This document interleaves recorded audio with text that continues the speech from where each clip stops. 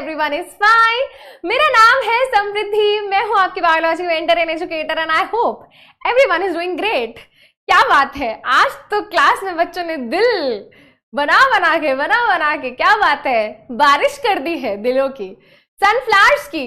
अगर मेरी आवाज क्लियरली आ रही है तो जल्दी से एक बार सनफ्लावर बना देंगे एंड फिर हम स्टार्ट करते हैं हमारा आज का सेशन।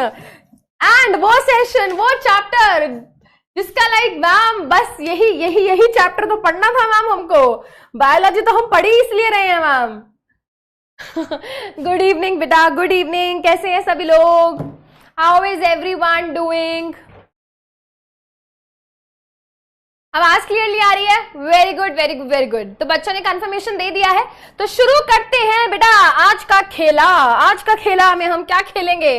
नहीं, हम खेलेंगे नहीं, हम पढ़ेंगे chapter how do organism reproduce का। आज है हमारा लेक्चर नंबर 1, है ना? तो कैसे हैं मेरे सभी पूकीज एंड पोटैटोज? पूकीज एंड पोटैटोज के क्या हाल है? पूकी यहाँ पे प्यारी प्यारी लड़कियां एंड पोटैटोज यहाँ पे आलू के चालू बेटास लड़के। पूकीज एंड पोटैटोज, ओके। स्टार्ट करने से पहले कुछ छोटी मोटी बातें जो हम आज करने वाले हैं। तो देखो बेटा, हमने 2 चैप्टर कंप्लीट कर लिए हैं बायोलॉजी के। पहला चैप्टर है हमारा लाइफ प्रोसेस, बहुत टाइम लगा पढ़ने में, काफी सारे कॉन्सेप्ट्स थे, आई होप क्लियर हो गए होंगे। फिर उसके बाद बेटा हमने पढ़ना शुरू किया chapter control and coordination, brain के बारे में पढ़ा, स्पाइनल कॉर्ड के बारे में पढ़ा, नर्व्स के बारे में पढ़ा, न्यूरॉन्स के बारे में पढ़ा, हार्मोन्स के बारे में पढ़ा, बहुत सारी बातें हमने ह्यूमन बॉडी के बारे में पढ़ी। लाइफ प्रोसेस चैप्टर में भी हमने ह्यूमन बॉडी के अंदर हो रही डिफरेंट प्रोसेसेस के बारे में पढ़ा। अगेन इस चैप्टर में हम क्या पढ़ने वाले हैं? इस चैप्टर में हम पढ़ने वाले हैं नॉट ओनली जस्ट ह्यूमंस के बारे में, प्लांट्स के बारे में भी और दूसरे ऑर्गेनिजम्स के बारे में भी। हम क्या पढ़ेंगे? कैसे डिफरेंट लिविंग ऑर्गेनिजम्स इस अर्थ पे रिप्रोडक्शन की प्रोसेस वो कैसे करते हैं, ये हम पढ़ने वाले हैं, है ना? बच्चों ने आलू फेंक के मार दिए हैं चैट में कि ये लो मैम आलू, है ना? हम आलू बन के भी खुश हैं। आलू के चालू बेटा कहाँ गए थे? बंदर की झोपड़ी में सो रहे थे। मैम इतनी बचपन वाली पोएम्स मत सुनाओ, मुझे नहीं आती भाई, 2-4 पोएम्स ही आती हैं मुझे, ठीक है? तो हम आलू बन के भी खुश हैं। आलू बहुत काम आता है, उसके फ्रेंच फ्राइज बना लो, आलू गोभी बना लो, आलू मटर बना लो, आलू के पराठे बना लो, है ना? वोडका भी बना लो, कुछ भी बना लो, ठीक है? तो हम मैम आलू बन के खुश हैं हम, है ना? हम पूकीज एंड पोटैटोज दोनों बन के खुश हैं हम, ठीक है? चलो बेटा बहुत बातें हो गई, बातों के अलावा थोड़ा काम भी कर लेते हैं, थोड़ी अपनी पढ़ाई की बात कर लेते हैं। तो मैं बेटा ये बोल रही थी कि दोनों चैप्टर्स काफी इंपॉर्टेंट हैं। अगेन एक और इंपॉर्टेंट चैप्टर हमारा हाउ डू ऑर्गेनिज्म रिप्रोड्यूस। अगर इस चैप्टर की बात करूं बेटा तो अगेन हमारे 6 से 7 मार्क्स का जो ये है चैप्टर आ जाता है। टॉपिक जैसे प्लांट रिप्रोडक्शन, टॉपिक जैसे कि ह्यूमन रिप्रोडक्शन, टॉपिक जैसे कि रिप्रोडक्टिव हेल्थ, ये कुछ ऐसे टॉपिक हैं जिनमें से हर साल क्वेश्चन पूछे जाते हैं। कहां पे क्या इंपॉर्टेंट है, क्या टॉपिक रिपीट हुए हैं, क्वेश्चन हम सारे डिस्कस करते हुए चलेंगे, ठीक है? आज बेटा एक नया चैप्टर पढ़ रहे हैं, एक नए चैप्टर की शुरुआत कर रहे हैं, तो हो सकता है बहुत सारे बच्चों की बैकलॉग हो, हमारे लाइफ प्रोसेस की, हो सकता है कंट्रोल एंड कोऑर्डिनेशन की, तो कृपया बेटा उसको तो साथ साथ कवर करना है, बट अब ये कोशिश करना है कि अब से इस चैप्टर में बैकलॉग ना हो। वो तो मैम हम होने नहीं देंगे, डेली आएंगे मैम, ये वाला चैप्टर पढ़ने तो मैम कौन मिस करेगा, हम तो डेली आएंगे। तो पहले तुमको बता दूं, तुम लोग है ना बेशरम बच्चों की तरह तुम यहाँ पे चैट में फालतू की बकवास लिखोगे, मैम ह्यूमन रिप्रोडक्शन कब पढ़ाओगे, तो मैं ही बता देती हूँ ना, हर साल यही होता है, बच्चे बोलते हैं मैम ह्यूमन रिप्रोडक्शन कब पढ़ाओगे। तो भाई देखो तुम्हें ना पहले ही मैं लिख कर ले आई हूँ मैं कब क्या पढ़ाऊंगी, सो दैट तुम फालतू की बातें ना करो यहाँ पे चैट में आके मेरे साथ, है ना? सब समझती हूँ मैं, बच्चों को ऐसे समझती हूँ मैं, ऐसे, है ना? तो मुझे पता है तुम्हारे क्या सबसे पहले ये आ रहा होगा, मैम ह्यूमन रिप्रोडक्शन कब पढ़ाओगे, तो इसलिए पहले तुम्हारा इंतजाम कर दिया है मैंने। पहले ही बता दूं कि बेटा ह्यूमन रिप्रोडक्शन का टॉपिक बहुत बाद में पढ़ेंगे, उससे पहले हम बहुत सारी चीजें पढ़ने वाले हैं, जैसे कि भाई आज हम इंट्रोडक्शन टू रिप्रोडक्शन, रिप्रोडक्शन क्या होता है, क्यों इंपॉर्टेंट है, डीएनए क्या है, वेरिएशन क्या है ना, ये सब क्या होता है ये पढ़ेंगे। उसके बाद बेटा एसेक्सुअल रिप्रोडक्शन पढ़ेंगे, जिसमें कि हम पढ़ने वाले हैं फ्यूजन के बारे में, बडिंग के बारे में, फ्रैगमेंटेशन के बारे में, ठीक है? उसके अलावा बेटा एसेक्सुअल रिप्रोडक्शन यहाँ पे भी पढ़ेंगे, जहां पे हम वेजिटेटिव प्रोपगेशन के बारे में पढ़ेंगे, स्पोर फॉर्मेशन के बारे में पढ़ेंगे, ये सारी बातें इस दिन हम करेंगे। लेक्चर 4 में बेटा सेक्सुअल रिप्रोडक्शन के इंट्रोडक्शन समझेंगे कि भाई गैमीट क्या होता है, गैमीटोजेनेसिस क्या होता है ना, गैमीट फॉर्मेशन कैसे होती है, एडवांटेजेस क्या है सेक्सुअल रिप्रोडक्शन के, ये सारी बातें हम यहां करेंगे। उसके बाद बेटा sexual reproduction in flowering plants पढ़ेंगे, बहुत ही इंपॉर्टेंट टॉपिक है बेटा ये इस चैप्टर का। ह्यूमन रिप्रोडक्शन से कोई क्वेश्चन आए ना आए बेटा, फ्लावरिंग प्लांट के रिप्रोडक्शन से क्वेश्चन आता है।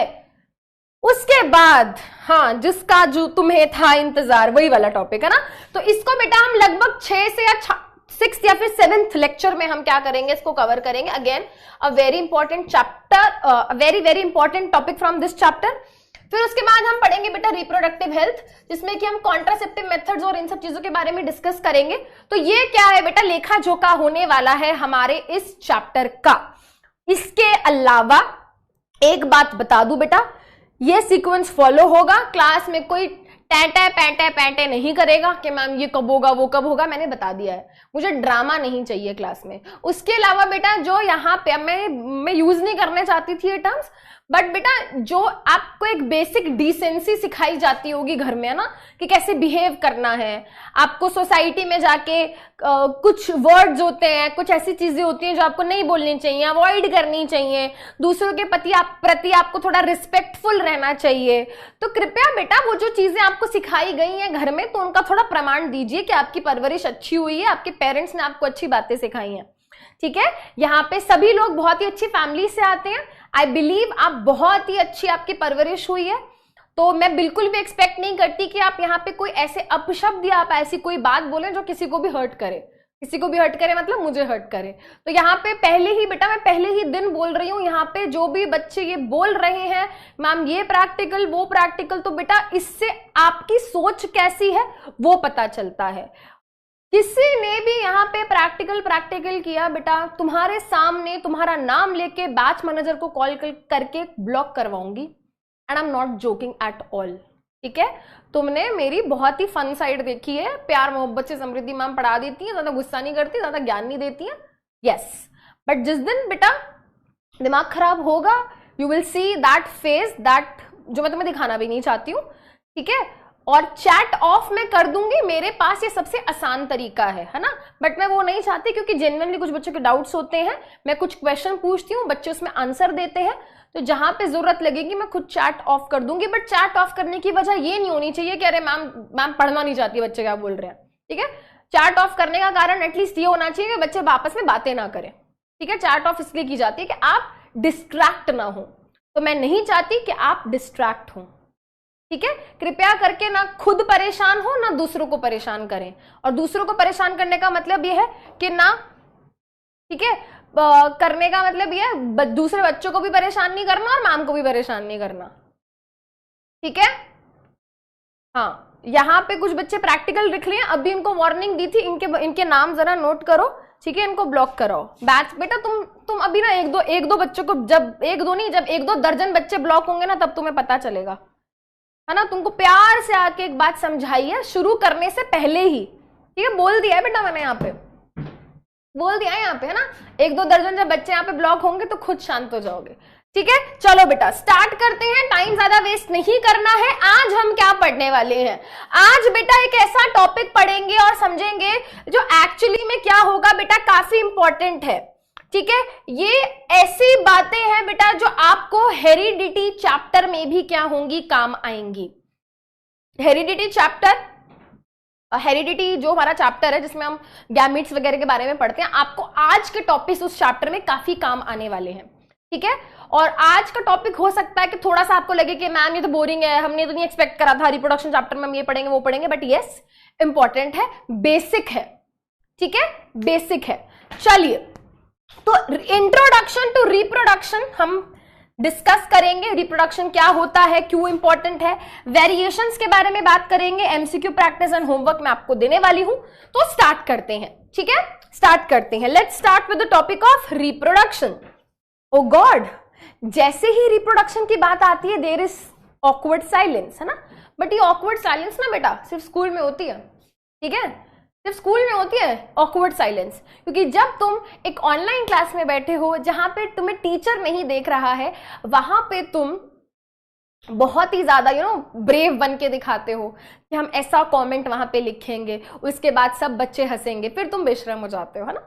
तो कृपया करके थोड़ी डिसेंसी बनाओ यार। We are actually studying and it is very important to learn and understand. तुम इस बात को समझो बेटा, तुम एक ऐसी सेंसिटिव एज में हो इस टाइम जहां पे तुम्हें अपनी बॉडी के बारे में पढ़ने का मौका मिल रहा है, जानने का मौका मिल रहा है। You are going to understand what is actually happening in your body, है ना। कैसे होता है स्पर्म प्रोडक्शन, कैसे होता है एग का प्रोडक्शन, कौन से हार्मोन रिस्पॉन्सिबल होते हैं, and a lot of things you will learn about your body. ठीक है, तो एक ये नॉर्मल प्रोसेस है जो हर लिविंग ऑर्गेनिज्म की बॉडी में होती है।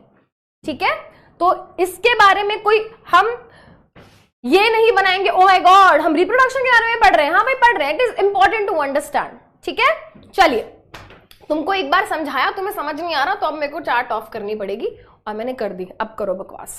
ठीक है, चलो तो स्टार्ट करते हैं। What is actually reproduction? Reproduction का मतलब क्या है? What is meant by the term reproduction? देखेंगे बेटा, री का मतलब होता है दोबारा से, री का मतलब होता है दोबारा से, फिर से, दोबारा से। प्रोडक्शन का मतलब क्या है? प्रोडक्शन मतलब कोई चीज बनाना, बेसिक इंग्लिश का टर्म है बेटा प्रोडक्शन, मतलब बनाना। तो जब कोई भी लिविंग ऑर्गेनिज्म अपने जैसा एक और नया ऑर्गेनिज्म बनाता है, उस प्रोसेस को हम बोलते हैं रिप्रोडक्शन। री मतलब दोबारा से, प्रोडक्शन मतलब बनाना। जब कोई भी लिविंग ऑर्गेनिज्म अपने जैसा मतलब ओन टाइप, जब वो अपने जैसा एक और नया इंडिविजुअल बनाता है, उस प्रोसेस को हम बोलते हैं रिप्रोडक्शन। जैसे कि जब एक डॉग रिप्रोड्यूस करता है तो वो अपने जैसे पपीज बनाता है, क्यूट क्यूट। जब कैट रिप्रोड्यूस करती है तो वो अपने जैसे क्यूट क्यूट किटन्स बनाती है। जब काव रिप्रोड्यूस करती है तो वो अपने जैसे क्यूट क्यूट काव बनाती है। जब ह्यूमन रिप्रोड्यूस करते हैं तो वो अपने जैसा एक और नया ह्यूमन बीइंग बनाते हैं, क्यूट क्यूट। तो रिप्रोडक्शन मतलब एक ऐसी प्रोसेस जिससे कोई भी लिविंग ऑर्गेनिज्म क्या करता है, अपने जैसा एक और नया या एक से ज्यादा जब इंडिविजुअल बनाए तो उस प्रोसेस को हम बोलते हैं रिप्रोडक्शन। अब रिप्रोडक्शन क्यों इतना इंपॉर्टेंट है? Why reproduction is considered a very important process? क्या सिग्निफिकेंस है, क्यों कर रहे हैं लिविंग ऑर्गेनिज्म इस प्रोसेस को? जब हम न्यूट्रिशन के बारे में पढ़ते थे तो हम बोलते थे भाई हमको एनर्जी मिलती है न्यूट्रिशन से, है ना। न्यूट्रिशन मतलब खाना खाने से एनर्जी मिलती है, फिर उस एनर्जी से हम ग्रोथ एंड डेवलपमेंट करते हैं, है ना। ट्रांसपोर्टेशन के अपने अलग फायदे हैं, चीजों को इधर से उधर पहुंचाना जरूरी है। एक्सक्रीशन क्यों जरूरी है? क्योंकि उससे जो वेस्ट है वो हमारी बॉडी में इकट्ठा नहीं होगा, हमें वेस्ट से छुटकारा मिल जाएगा, इसलिए वो सब प्रोसेस इंपॉर्टेंट थी। रिप्रोडक्शन क्यों इतना इंपॉर्टेंट है बेटा? रिप्रोडक्शन को इंपॉर्टेंट प्रोसेस क्यों माना जाता है? क्योंकि रिप्रोडक्शन की प्रोसेस की वजह से ही कोई भी पर्टिकुलर स्पीशीज इस अर्थ पे सरवाइव, मतलब लंबे टाइम के लिए वो कंटिन्यू कर पाएगी। इसको हम समझेंगे छोटे से एग्जाम्पल से। बेटा मान लो आज के डेट में जितने भी ह्यूमन बींग्स इस अर्थ पे हैं, वो सबके सब बोले कि भाई हम तो रिप्रोड्यूस नहीं करेंगे। मान लो सारी की सारी जितनी ह्यूमन पॉपुलेशन है इस अर्थ की, वो एक बारी में बोल दे हम रिप्रोड्यूस नहीं करेंगे, हम बच्चे पैदा नहीं करेंगे, तो क्या होगा? नए बच्चे पैदा होने बंद हो जाएंगे, और उसके बाद एक टाइम आएगा जो ऑलरेडी ह्यूमन बींग्स हैं इस अर्थ पे धीरे धीरे धीरे धीरे मरने लगेंगे, है ना। जो बूढ़े हैं वो जल्दी मरेंगे, जो थोड़े से जवान हैं वो थोड़े और बूढ़े होके मर जाएंगे, जो भी छोटे बच्चे हैं वो बड़े होंगे, फिर एक टाइम आएगा उनकी भी मौत हो जाएगी। और क्योंकि नए ह्यूमन बींग्स तो बनना बंद हो गए हैं, प्रोड्यूस होना बंद हो गए हैं, उन्होंने रिप्रोड्यूस करना बंद कर दिया है, तो नए ऑर्गेनिजम्स है नहीं। तो यहाँ पे बेटा क्या देखने को मिलेगा? एक टाइम आएगा, एक पॉइंट ऐसा आएगा जब जितने भी ह्यूमन बींग्स होंगे इस अर्थ पे नहीं रहेंगे, क्योंकि रिप्रोड्यूस करना बंद कर दिया था और जो ऑलरेडी थे वो मर गए।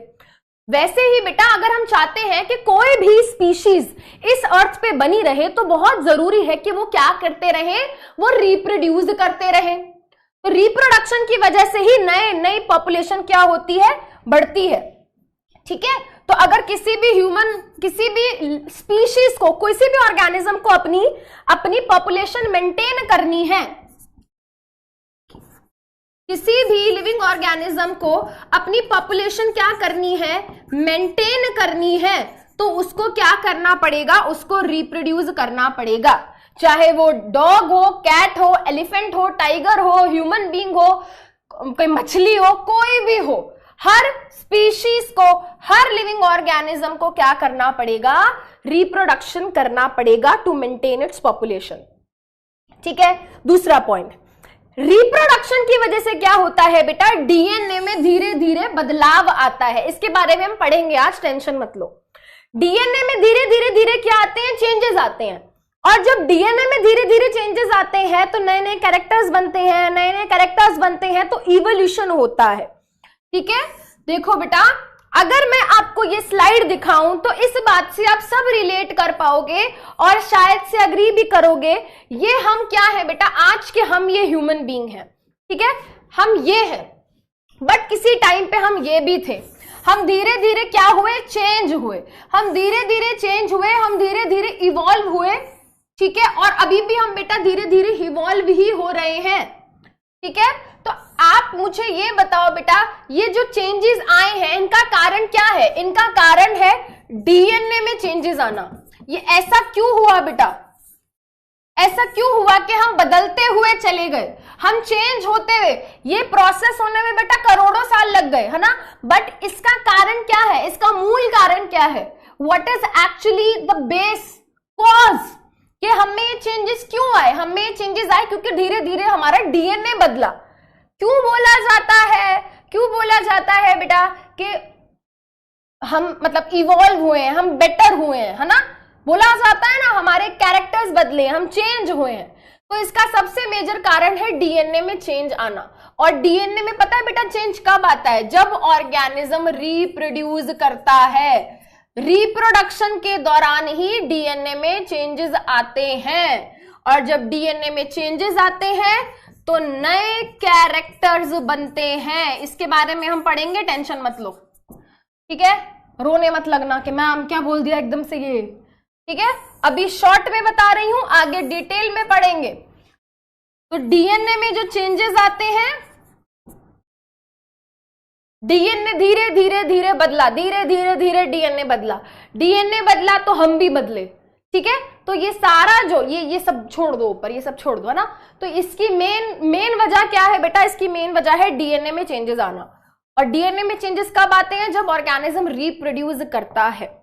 और जब डीएनए में बेटा धीरे धीरे चेंजेस आते हैं तो हम सभी को पता है इवोल्यूशन देखने को मिलता है, जो कि ह्यूमन बींग्स ने किया है और बहुत सारे लिविंग ऑर्गेनिजम्स ने किया है इस अर्थ पे। ये क्या है बेटा, एडवांटेजेस है रिप्रोडक्शन की, रिप्रोडक्शन के ये फायदे हैं। बट जब मैं बोलती हूं reproduction is not a life process, तो कौन कौन इस बात से अग्री करता है, क्या ये स्टेटमेंट ट्रू है या फिर ये स्टेटमेंट फॉल्स है? What do you think?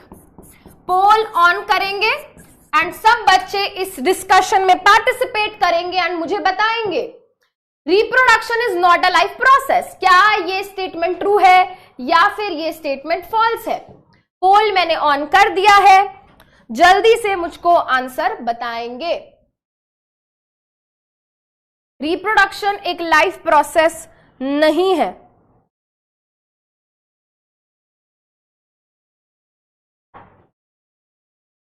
अबे क्या हुआ?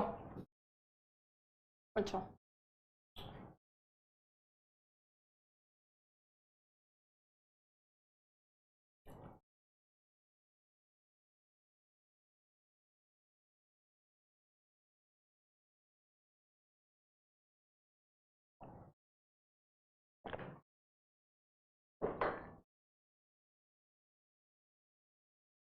थोड़ा सा दिमाग चलाओ और सोच के बताओ।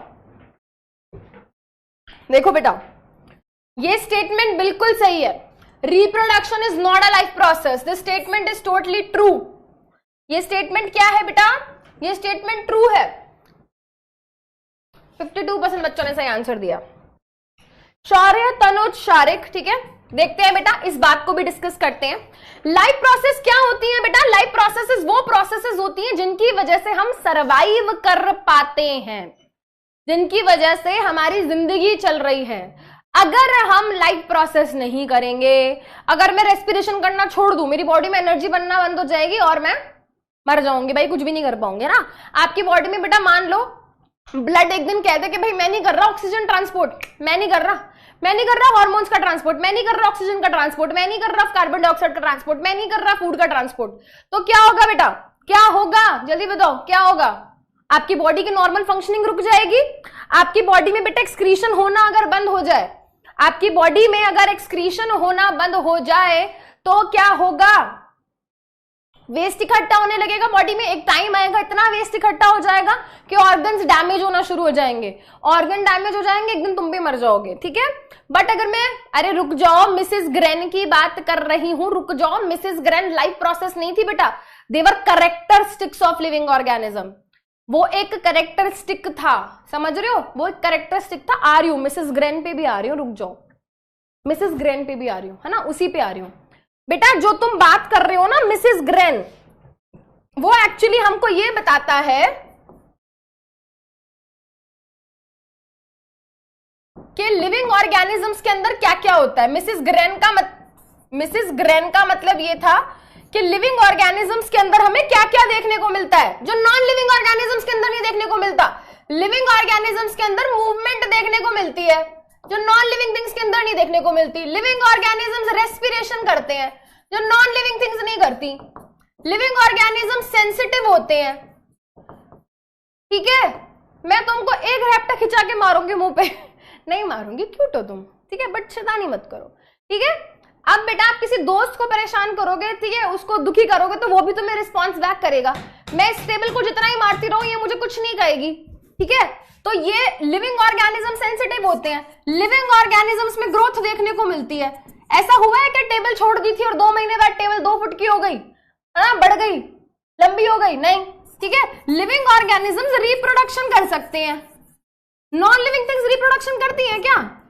नॉन लिविंग थिंग्स रिप्रोडक्शन करती हैं। ये एक फोन है, काश अगले दिन एक और फोन आ जाए। रिप्रोड्यूस कर सकता है? नहीं कर सकता, ठीक है। उसके अलावा लिविंग ऑर्गेनिजम्स एक्सक्रीशन कर सकते हैं जी। नॉन लिविंग थिंग्स कर सकती हैं? नहीं कर सकती, ठीक है। लिविंग ऑर्गेनिजम्स न्यूट्रिशन करते हैं जी। नॉन लिविंग थिंग्स करती हैं? नहीं करती। तो बेटा ये सब कैरेक्टरिस्टिक्स थे लिविंग ऑर्गेनिज्म के।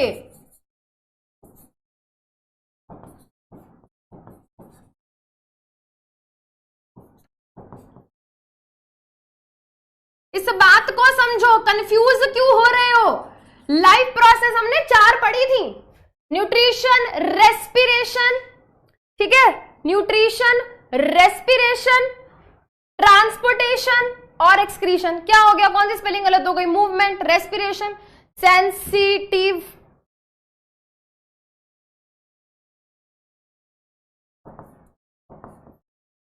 ठीक है, रिप्रोडक्शन, एक्सक्रीशन, न्यूट्रिशन, ठीक है। तो वापस आते हैं बेटा, रिप्रोडक्शन कोई लाइफ प्रोसेस नहीं है। क्यों नहीं है भाई? देखो, आपने देखा होगा कुछ ऐसे लोग होते हैं जो जिंदगी भर शादी नहीं करते, जिंदगी भर बच्चे पैदा नहीं करते। इसका मतलब ये थोड़ी उनको सांस आना बंद हो जाएगा और अगले दिन वो मर जाएंगे, नहीं। बट तुम बेटा एक दिन पूरा सांस मत लो, एक दिन क्या यार, 1 घंटा सांस मत लो, मर जाओगे। I hope you are getting what I mean. बहुत सारे ऐसे कपल्स होते हैं भाई, उनको बेबीज नहीं हो पाते, बट क्या उनकी नॉर्मल फंक्शनिंग रुक जाती है क्या? नहीं रुकती भाई, नहीं हुए उनकी जिंदगी भर, उनके बच्चे पैदा नहीं हुए, जिंदगी भर वो फैमिली नहीं बना पाए अपनी। तो इसका मतलब ये थोड़ी है कि वो सरवाइव नहीं कर पाएंगे। I hope you are getting what I mean. Exactly, उनकी normal functioning of the life तो नहीं रुक रही ना, नॉर्मल फंक्शन कर पा रहे हैं ना, बट बेटा न्यूट्रिशन नहीं हो रहा, रेस्पिरेशन नहीं हो रहा, ट्रांसपोर्टेशन नहीं हो रहा, एक्सक्रीशन नहीं हो रहा, तो भाई क्या होगा? रेस्ट इन पीस हो जाएंगे जी, ठीक है, रेस्ट इन पीस हो जाएंगे। तो इसीलिए रिप्रोडक्शन को लाइफ प्रोसेस नहीं बोला जाता। क्लियर है बेटा ये मेरी बात? ये कॉन्सेप्ट क्लियर हो गया, समझ आ गया? जल्दी से बताओ, एक बार #CH कर दो। कुकीज एंड पोटैटोज जल्दी से एक बार बता दो, कुकीज एंड पोटैटोज जल्दी से एक बार बता दो। ये बात क्लियर हो गई है, दिमाग में बैठ गई है? मुझे एग्जाम्पल देना बंद करो, पोपट लाल, सैल्मोन, भोई, ये सब मुझे पता है, मुझे भी पता है।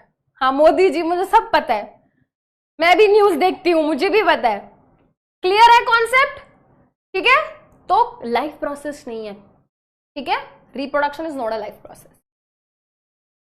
वेरी गुड, चलो आगे चलते हैं। ठीक है। अब बेटा जब हम एनसीईआरटी खोलते हैं, जो प्लीज थोड़ा अभी मत खोलना है ना, क्योंकि एनसीईआरटी पहले मेरी बात सुन लेना फिर रीड करना, क्योंकि तो पहला पैराग्राफ ही ऐसा लगता है दिमाग में जाके अरे ये क्या बोल दिया एनसीईआरटी ने, ये तो मुझे समझ ही नहीं आ रहा। ठीक है, तो पहले मेरी बात सुन लेना, फिर एनसीईआरटी खोलना, फिर उसको रीड करना। जब आप एनसीईआरटी खोलते हो तो एनसीईआरटी के अंदर एक हेडिंग लिखी हुई है जहां पे उसने लिखा है do organisms create exact copy of themselves. अगर मैं आपसे पूछूं बेटा, जो ऑर्गेनिज्म है, जैसे फॉर एग्जांपल अगर हम ह्यूमन बीइंग का ही एग्जांपल ले लें, तो जब ऑर्गेनिजम्स होते हैं क्या वो एकदम अपने आप की सेम टू सेम कॉपी बनाते हैं? क्या आपकी अपने पिताजी से सेम टू सेम शक्ल मिलती है? क्या आपकी माताजी से आपकी शक्ल सेम टू सेम मिलती है? क्या आप उनकी बिल्कुल एग्जैक्ट कॉपी हो? अगर यहां पे हम कुछ एग्जाम्पल्स देखें, ये इनकी क्या नाम है इसका, हर बारी भूल जाती हूँ, आर्यन खान है ना, इसका तो मुझे सच में ही नहीं नाम पता, इब्राहिम अली खान पता है, ठीक है, सारा अली खान। ठीक है, तो बेटा यहां पे हम सिर्फ एग्जाम्पल ले रहे हैं। एग्जाम्पल के तौर पे हम देखें तो हम ये बोल सकते हैं कि भाई देखो, कोई ऑर्गेनिज्म जब रिप्रोड्यूस करता है तो वो अपने जैसे नए ऑर्गेनिज्म को जन्म देता है, वो अपने जैसे ऑर्गेनिज्म को जन्म देता है, एग्जैक्टली सेम को नहीं देता। तो यहां पे जो क्वेश्चन है बेटा, इसका आंसर है नो।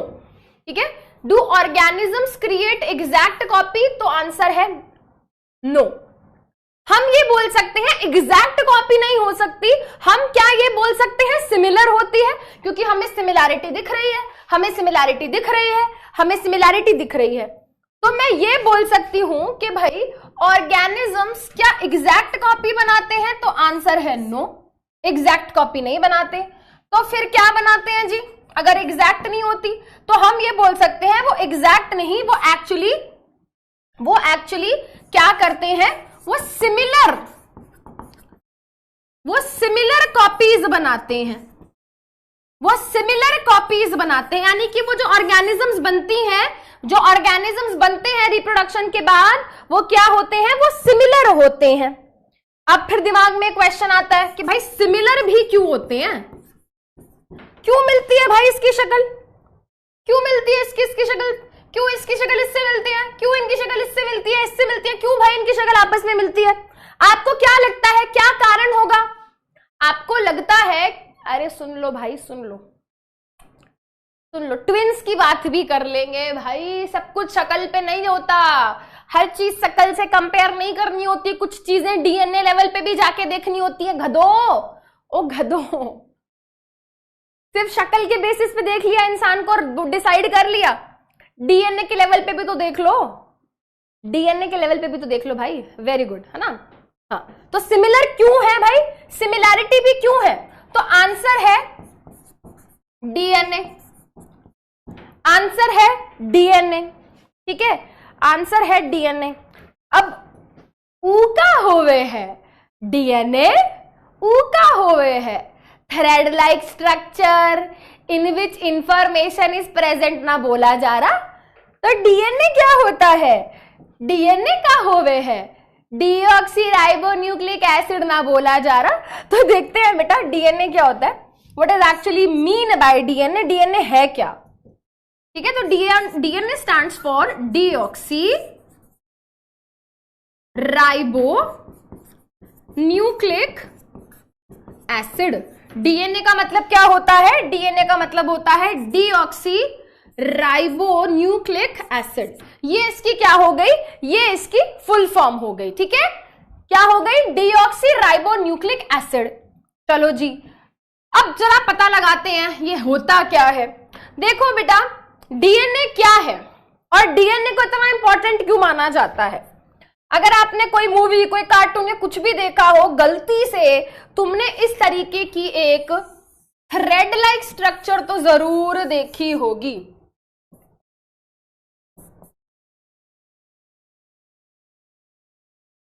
ये क्या है, डीएनए है। ठीक है, ये क्या है भाई, ये डीएनए है। डीएनए कुछ ऐसा दिखता है, डीएनए का स्ट्रक्चर कुछ ऐसा होता है। और अगर मुझे डीएनए को डिफाइन करना है बेटा, मैं ऑलरेडी डीएनए की फुल फॉर्म पीछे लिख चुकी हूं,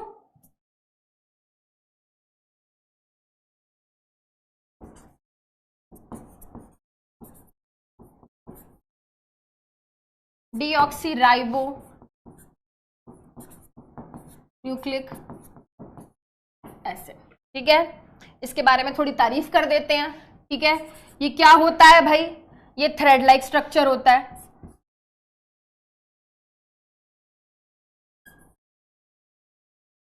ये थ्रेड लाइक स्ट्रक्चर होता है। ये हमारा जेनेटिक मटेरियल है। ये क्या है भाई? ये क्या है भाई? ये हमारा जेनेटिक मटेरियल है। जेनेटिक मटेरियल मतलब, जेनेटिक मटेरियल का मतलब क्या है? हमारी जितनी भी इंफॉर्मेशन है, ठीक है, हमारी जितनी भी इंफॉर्मेशन है कैरेक्टर्स की, वो इसके अंदर है। जेनेटिक मटेरियल का मतलब क्या है भाई? Carry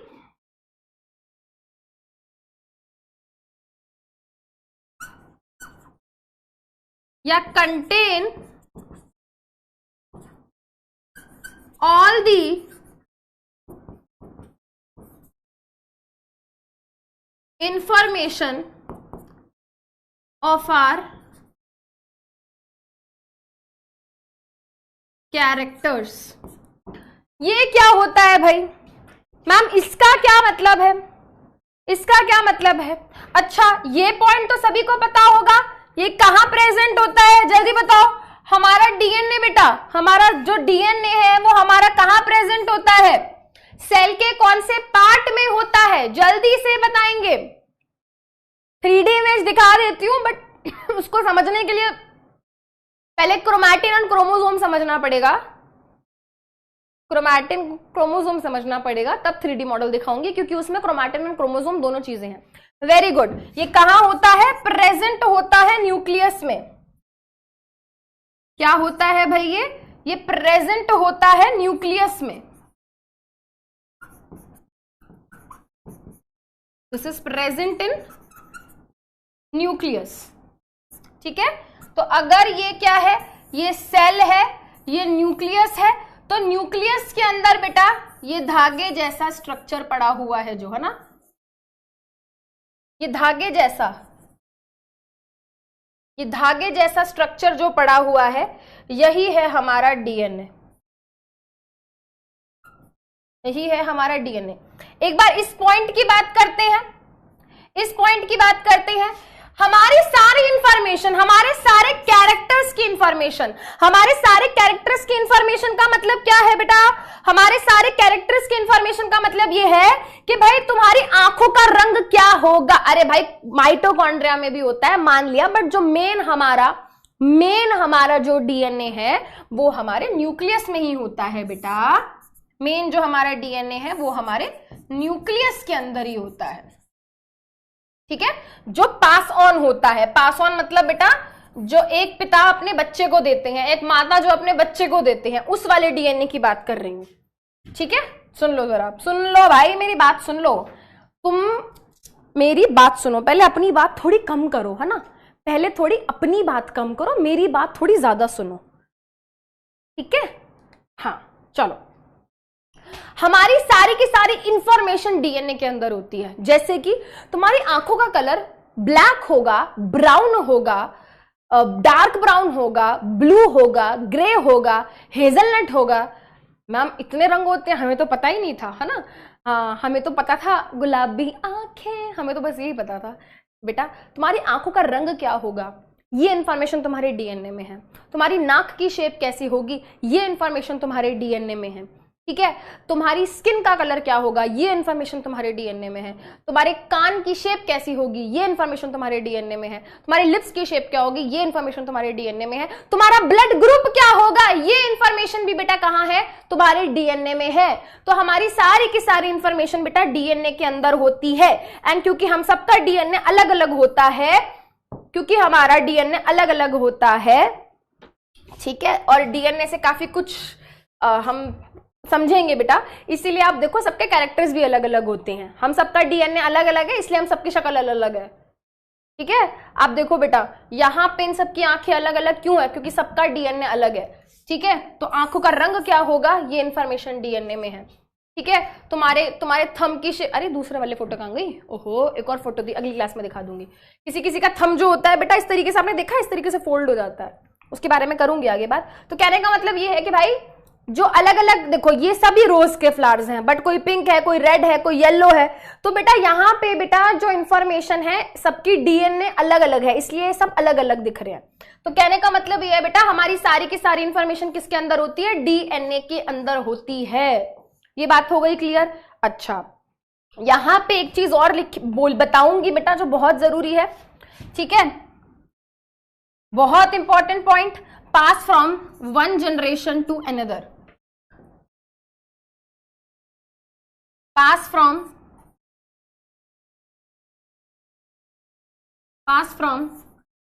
one generation to another. जो डीएनए होता है बेटा वो एक जनरेशन से दूसरी जनरेशन में जाता है।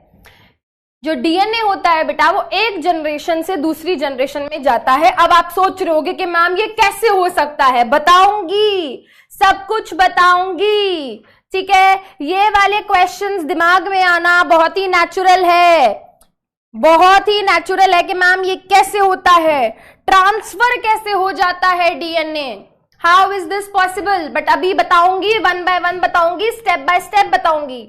भाई इनको अपना डीएनए यहां से मिला है, अब ये वाला डीएनए इनके अंदर है इसलिए इनकी शक्ल इनसे मिलती है।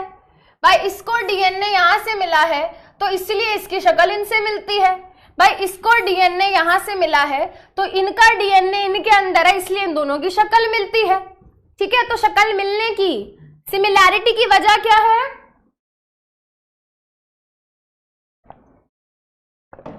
सिमिलैरिटी की वजह क्या है, सिमिलैरिटी की वजह है कि इनको डीएनए यहां से मिला है। अब ये कैसे मिला है इसके बारे में बेटा बाद में बात करूंगी, क्योंकि यहां पे अब हम बात कर रहे हैं और तुम एनसीईआरटी पढ़ोगे, प्लीज पढ़ लेना, रिक्वेस्ट कर रही हूं, पढ़ लेना, इंपॉर्टेंट है, ठीक है। जब तुम एनसीईआरटी पढ़ोगे तो वहां पे आपको टर्म्स दिखेंगे, क्रोमैटिन, आपको वहां टर्म्स दिखेंगे, क्रोमोसोम, ठीक है। तो अब इनमें डिफरेंस क्या है, पढ़ाया था 9th क्लास में, बट मैम हमको तो याद ही नहीं रहता, कुछ फालतू में मैम, ये ऐसे खाली है, ये समोसा संग की तरह मैम हमारा भी खाली है मैम, हमें याद ही नहीं रहता। क्रोमैटिन एंड क्रोमोसोम पढ़ाया था क्लास 9th में, बट याद नहीं है ना। बट जब एनसीईआरटी खोलोगे बेटा तो वहां पे क्रोमैटिन भी लिखा है, क्रोमोसोम भी लिखा है, डिफरेंस नहीं पता मैम, डिफरेंस नहीं पता मैम मैम भूल गए, चलो बताती हूँ, भूल गए, खाना ना खाना भूले तुम है बेटा, इंस्टाग्राम ना चलाना ना भूले तुम है, बस ये भूल जाते हो। चलो देखो, सेल है, सेल है, ठीक है, सेल के अंदर न्यूक्लियस है, सेल के अंदर न्यूक्लियस है, ठीक है, सेल के अंदर न्यूक्लियस है। देखो ये क्या है बेटा, ध्यान से देखेंगे, ये क्या है, ये डीएनए है। डीएनए का धागा जब इस तरीके से क्या है हमारे न्यूक्लियस में स्कैटर्ड है, जब हमारा डीएनए का धागा कुछ इस तरीके से क्या है हमारे न्यूक्लियस में स्कैटर्ड है, तो मैं उसको बोलती हूं वाओ क्रोमैटिन दिख रहा है। क्रोमैटिन दिख रहा है मतलब डीएनए फैला हुआ है, डीएनए स्कैटर्ड है, पूरे न्यूक्लियस में फैला हुआ है। तो अगर डीएनए न्यूक्लियस में फैला हुआ है तो इसको हम क्रोमैटिन बोल देते हैं। अब होता क्या है बेटा, हमेशा डीएनए ऐसा नहीं रहता। जब हमारा सेल क्या करता है, जब हमारा सेल डिवाइड करता है, याद रखना बेटा, जब हमारा सेल क्या करता है डिवाइड करता है, उस टाइम पे जब हमारा सेल क्या करता है, जब हमारा सेल डिवाइड करता है, यानी कि जब हमारा सेल सेल डिवीजन की प्रोसेस शो करता है, उस टाइम पे हमारा डीएनए क्या करता है, डीएनए करता है कॉइलिंग एंड कंडेंसेशन। यहां पे क्या होती है, एक प्रोसेस होती है coiling and condensation of DNA. क्या होती है, coiling and condensation of DNA. ऊ का होवे है, ऊ का होवे है। देखो अभी क्या है बेटा, मान लो ये डीएनए का धागा है, डीएनए का जो थ्रेड है ये इस तरीके से क्या है, इस तरीके से फैला हुआ है ना, इस तरीके से फैला हुआ है। अब क्या होगा भाई, इसकी कॉइलिंग एंड कंडेंसेशन होगी। कॉइलिंग एंड कंडेंसेशन का मतलब ये है कि ये इस तरीके से कॉइल बनाएगा। कॉइल कॉइल कॉइल कॉइल पढ़ते हो ना फिजिक्स में, ठीक है, फिजिक्स में पढ़ते हो बेटा। देखो ये कॉइल ऐसे ऐसे ऐसे ऐसे ऐसे ऐसे ये सिकुड़ जाएगा, ये सिकुड़ जाएगा और इस तरीके से कॉइल बना लेगा, ठीक है। इस तरीके से क्या कर लेगा भाई, इस तरीके से कॉइल बना लेगा, कंडेंस हो जाएगा, सिकुड़ जाएगा, इस तरीके की स्टेट में आ जाएगा, ठीक है। और इस तरीके से एक स्ट्रक्चर बनेगा बेटा, इस शेप का, इस शेप की क्या बनेगी बेटा, एक स्ट्रक्चर बनेगी। Now this structure is known as chromosome.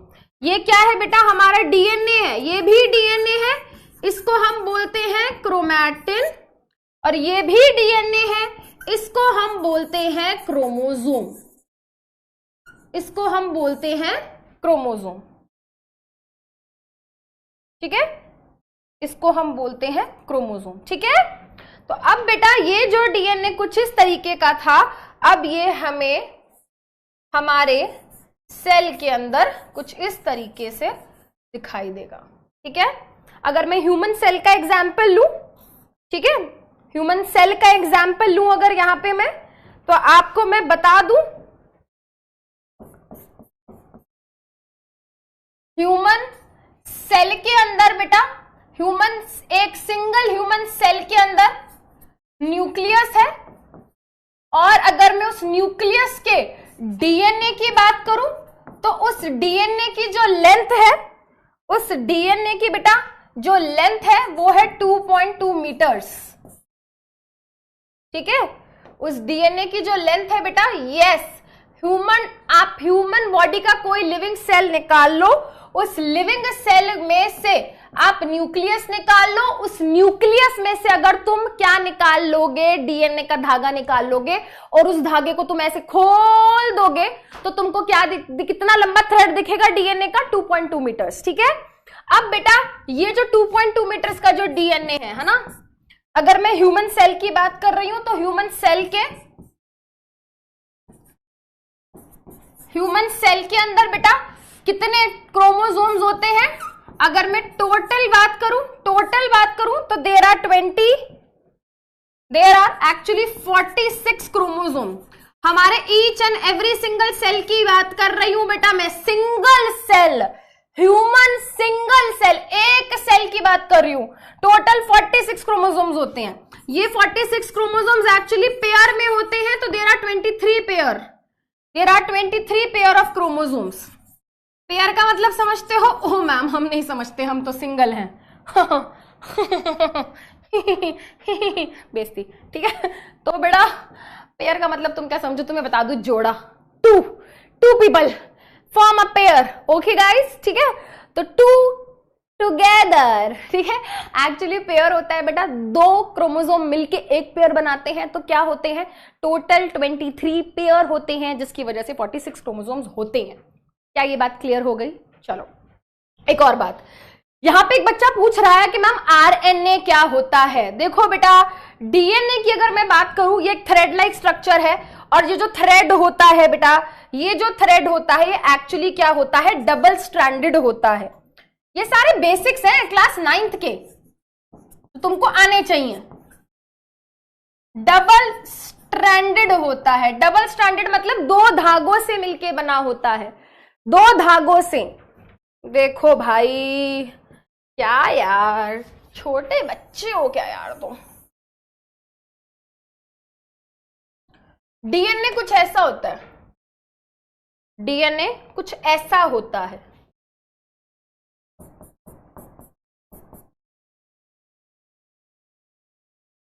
मैंने क्या करा, मैंने यहां पे 2 धागे बनाए, ठीक है। This is DNA. आपने देखा मैंने एक बनाया स्ट्रैंड और दूसरा स्ट्रैंड बनाया, बट जब आरएनए की बात करते हैं बेटा, तो आरएनए केवल एक ही धागे से बना होता है, उसके पास केवल एक ही स्ट्रैंड होता है, केवल एक ही स्ट्रैंड है। आपने यहां देखा बेटा मैंने 2 बनाए थे, it is made up of 2 strands, this is actually made up of only single strand. RNA जो होता है वो सिंगल स्ट्रैंडेड होता है, ये फर्क है डीएनए और आरएनए में, ठीक है। अभी बच्चे बोल रहे थे कि मैम 3D मॉडल दिखा दो, तो बेटा ये क्रोमैटिन क्रोमोसोम की हम बात कर रहे थे, तो क्रोमैटिन ही जब इस तरीके से कॉइल कंडेंस हो जाता है तो क्या करता है बेटा, वो बनाता है इस तरीके के क्रोमोसोम्स। एक बात बहुत इंपॉर्टेंट है क्रोमोसोम्स के बारे में बेटा, अगर आप क्रोमोसोम्स देखना चाहते हो सेल के अंदर तो वो आपको तभी दिखेंगे जब सेल हमारा क्या कर रहा होगा, जब सेल डिवाइड कर रहा होगा। तो अगर आप किसी भी सेल के क्रोमोसोम्स देखना चाहते हो आपको कब देखने हैं, जब सेल डिवाइड कर रहा हो, वैसे आपको नॉर्मली नहीं दिखेंगे। इंपॉर्टेंट पॉइंट है, chromosomes are only visible when cell is dividing.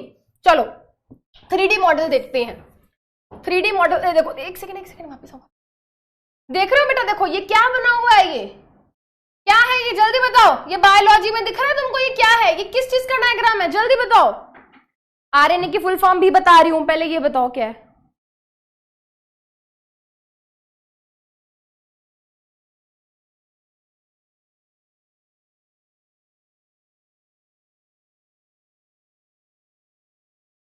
Very good, ये डीएनए है, देखो 2 धागे दिख रहे हैं ना, ये डीएनए, देखो बायोलॉजी में हर जगह डीएनए है। चलो आरएनए की फुल फॉर्म भी बता रही हूं गाइस, पहले ये अभी जो दिखा रही हूं पहले वो देख लो। सेल मेम्ब्रेन क्रोमोसोम स्ट्रक्चर, हाँ ये रहा।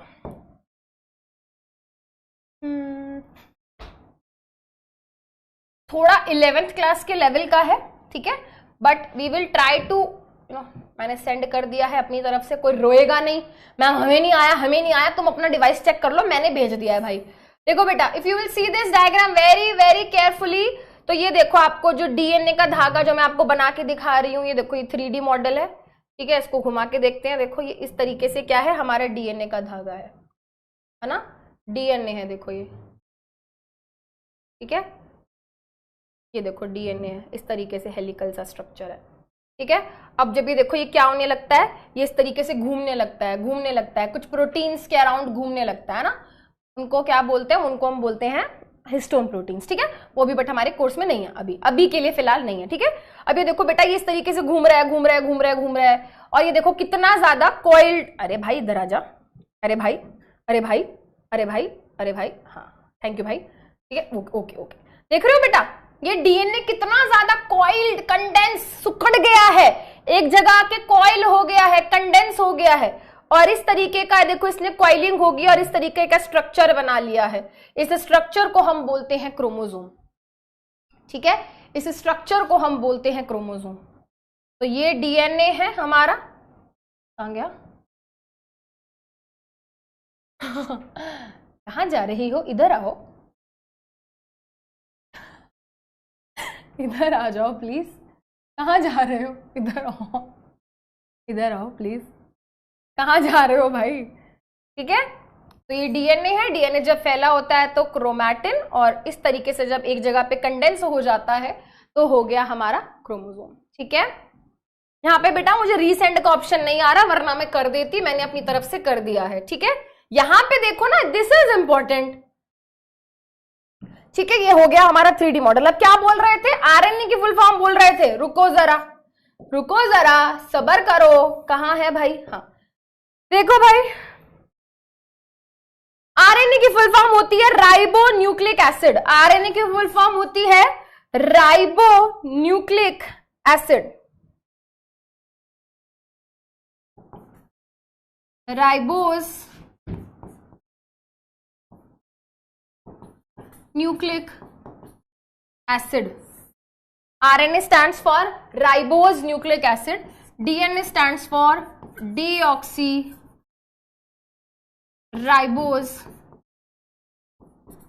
nucleic acid, ठीक है। इसके बारे में ये क्या है, ये डबल स्ट्रैंडेड है, ये सिंगल स्ट्रैंडेड है, ठीक है। आगे बढ़े बेटा, आगे बढ़ते हैं, चलो काफी कुछ पढ़ना है, देखना है भाई अभी, ठीक है। चलो अब बेटा जब हम बात कर ही रहे हैं और हम बोल रहे हैं कि भाई इनकी शक्ल इसलिए मिलती है क्योंकि इनको इनसे डीएनए मिला है, कोई कोई ये बोलता है कि भाई इनकी शक्ल इनको इसलिए मिलती है क्योंकि इनको इनसे जीन्स मिले हैं। जीन्स है ना, ये भी बोला जाता है कि इनकी शक्ल इनके माता पिता से या हमारी शक्ल हमारी माता पिता से इसलिए मिलती है क्योंकि हमको उनसे जीन्स मिले हैं। हमको क्या मिला है? उनके जीन्स मिले हैं। इज दिस ट्रू और फॉल्स? जल्दी बताओ, क्या ये स्टेटमेंट ट्रू है या फॉल्स है? जीन्स बेटा पैंट वाली जीन्स की बात नहीं हो रही, यहां पे बात हो रही है इन जीन्स की।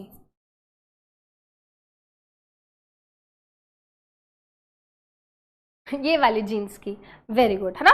तो वो भी एक बार देख लेते हैं क्या होता है। देखो बेटा, हमारा डीएनए बहुत बड़ा है यार। देखो हमारा डीएनए 2.2 मीटर्स लॉन्ग है ना? तो हमारा डीएनए मान लो कुछ ऐसा है, ठीक है?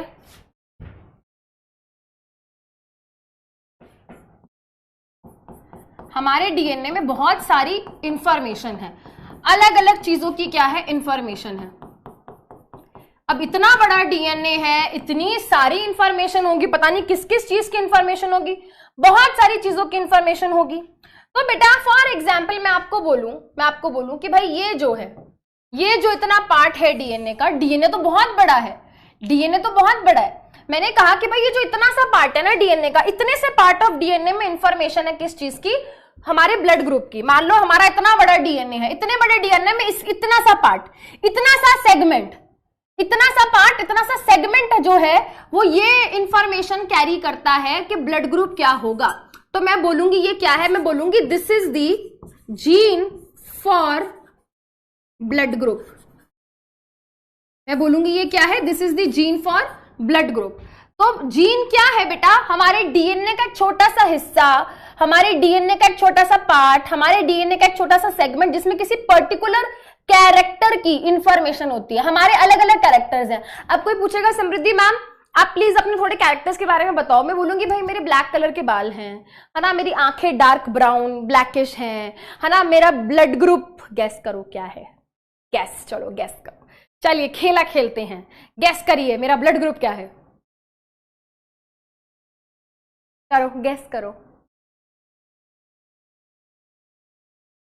बताओ, व्हाट डू यू थिंक? क्या लगता है आपको क्या होगा मेरा ब्लड ग्रुप? हिंट देती हूँ, हिंट दूं? I am universal acceptor. I am universal acceptor.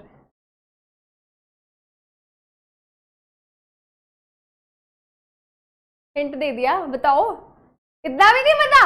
General knowledge तो तुम्हारी जमीन के अंदर गई हुई है। ए बी पॉजिटिव, मेरा blood group A B positive है ना? तो बेटा हर किसी के क्या होते हैं? कुछ ना कुछ कैरेक्टर्स होते हैं। जैसे मेरा कैरेक्टर क्या है भाई?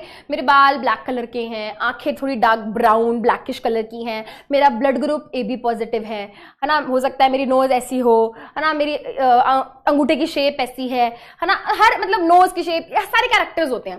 तो हमारा कैरेक्टर, कोई भी कैरेक्टर कैसा होगा, इसकी इंफॉर्मेशन हमारे डीएनए में होती है। अब डीएनए में क्या है बेटा? डीएनए में हिस्से हैं। सो इसको मैं बोलूंगी ये क्या है? ये एक जीन है ब्लड ग्रुप का। इसका मतलब ये है कि यहाँ पे इंफॉर्मेशन है किस चीज की? ब्लड ग्रुप की। तो इसका मतलब क्या हुआ? इसका मतलब ये हुआ कि यहाँ पे क्या है? यहाँ पे इंफॉर्मेशन है ब्लड ग्रुप की, कि किसी भी ऑर्गेनिज्म का ब्लड ग्रुप क्या होगा? वो इंफॉर्मेशन कहाँ होगी? उसके जीन में होगी। तो इंफॉर्मेशन फॉर ब्लड ग्रुप। वैसे ही बेटा हमारे डीएनए में क्या होते हैं? अलग अलग सेगमेंट्स होते हैं। जैसे कि फॉर एग्जांपल बेटा मान लो इतने से पार्ट ऑफ डीएनए में इंफॉर्मेशन है, इतने से पार्ट ऑफ डीएनए में इंफॉर्मेशन है इस चीज की कि आई का कलर क्या होगा, ठीक है? तो मैं क्या बोलूंगी? ये क्या है? मैं बोलूंगी this is gene for I colour. समझ रहे हो? तो इस तरीके से हर चीज का, हर कैरेक्टर का क्या है? हर कैरेक्टर का एक जीन होता है। तुम्हारे लिए होमवर्क ऑफ द डे, अभी क्लास खत्म नहीं हुई है, कहीं भाग जाओ यहां से अभी देखने के लिए, ठीक है? तुम्हारे लिए होमवर्क ये है कि तुम पता लगा कर आना कि ह्यूमन डीएनए में टोटल कितने जीन्स हैं, ठीक है? ह्यूमन डीएनए में कितने टोटल जीन्स हैं ये पता लगाकर आना है। हजारों में है, हजारों में, ठीक है? हजारों में है। पर अभी नहीं जाना, अभी मत भागो गूगल करने के लिए, अभी नहीं पूछा मैंने, बाद में बताना, ठीक है? कोई बाय बाय नहीं होगा, यहीं बैठे रहो चुपचाप, नहीं तो पिटाई कर दी जाएगी। अब सुनो जरा, समझ आ गया बेटा? जीन क्या है? जीन इज स्पेसिफिक सेगमेंट और पार्ट ऑफ डीएनए जिसमें किसी पर्टिकुलर कैरेक्टर की इंफॉर्मेशन होती है। वैसे ही बहुत सारे जीन्स होते हैं, ठीक है? एक पॉइंट और याद रखेंगे बेटा, हमारे जो डीएनए, हम बोलते हैं ना कि भाई हमारे डीएनए में इंफॉर्मेशन है सारे कैरेक्टर की, तो बेसिकली वो सारे कैरेक्टर्स की इंफॉर्मेशन प्रोटीन्स की फॉर्म में होती है। बस इस लाइन को याद रखो क्योंकि अब इसको समझ नहीं पाओगे तुम। हमारे डीएनए में बेटा क्या है? इस तरीके के कोड्स हैं, और इन कोड्स की मदद से क्या करते हैं बेटा? हमारी बॉडी डीएनए की मदद से प्रोटीन्स बनाती है। बस अब इस लाइन को बस याद कर लो अभी, क्योंकि डिटेल में घुस गए तो तुम समझ नहीं पाओगे मैम ये एटी जीसी जीसी टेटी टेटी पेटी पेटी क्या है, ठीक है? मैंने मना किया था मत जाना गूगल पे, मत जाना अभी, पर सबर नहीं करते हो तुम, बात नहीं मानते हो मेरी। डीएनए में क्या होती है बेटा? इंफॉर्मेशन होती है सारे प्रोटीन्स बनाने की, और उन प्रोटीन्स की वजह से कैरेक्टर्स बनते हैं, ठीक है? ये बात हो गई। चलो अब बेटा मैंने तुमको एक सिंपल सी बात बताई थी, समझाई थी कि कोई भी जब ऑर्गेनिज्म रिप्रोड्यूस करता है तो वो अपना डीएनए आगे पास ऑन करता है, ठीक है? इसका मतलब क्या है? इसका मतलब ये है कि भाई देखो, जब तुम्हारे ग्रैंडफादर ने रिप्रोड्यूस किया होगा तो वो डीएनए उन्होंने आपके पिताजी को दिया होगा, आपके पिताजी ने अपना डीएनए आपको दिया है, अब आप अपना डीएनए अपनी आगे आने वाली औलाद को दोगे। कितने खुश हो रहे हैं, देखो कितने खुश हो रहे हैं, है ना? तो ऐसे क्या हो रहा है बेटा? जनरेशन आफ्टर जनरेशन डीएनए आगे पास ऑन हो रहा है, डीएनए आगे पास ऑन हो रहा है, डीएनए आगे पास ऑन हो रहा है। तो ये कैसे हो रहा है मैम? ऐसे कैसे हो सकता है कि हमारे ग्रैंडफादर का या हमारे ग्रेट ग्रैंडफादर का डीएनए हमारे अंदर है? ये ऐसे कैसे हो सकता है भाई? देखो कैसे हो सकता है, इसको समझते हैं। हम एग्जाम्पल लेंगे ह्यूमन बीइंग का, ह्यूमन बीइंग का एग्जाम्पल लेंगे बेटा। तो जैसा कि हम सभी जानते हैं कि भाई ह्यूमन बॉडी के अंदर रिप्रोडक्शन करने के लिए कुछ स्पेशलाइज्ड सेल्स होते हैं, एंड उन स्पेशलाइज्ड सेल्स का नाम होता है स्पर्म सेल, ठीक है? मेल की बॉडी में होता है स्पर्म सेल, फीमेल की बॉडी में होता है एग सेल। अब मेरी बात ध्यान से सुन लो, बहुत इंपॉर्टेंट कॉन्सेप्ट पढ़ा रही हूं, आगे भी काम आएगा। देखो बेटा, हमारी बॉडी में बहुत सारे सेल्स हैं, हमारी बॉडी में हजारों लाखों अलग अलग तरीके के सेल्स हैं हमारी बॉडी में, अलग अलग तरीके के, ठीक है? बट हर सेल कैपेबल नहीं होता रिप्रोडक्शन करने के लिए। रिप्रोडक्शन करने का काम स्पेशल कुछ सेल्स को दिया गया है, तो मेल बॉडी में वो स्पेशल काम रिप्रोडक्शन करने का काम स्पर्म सेल का होता है। तो मेल पेरेंट जो होते हैं बेटा वो एक सेल बनाते हैं जिसका नाम होता है स्पर्म सेल, जिसका नाम होता है स्पर्म सेल।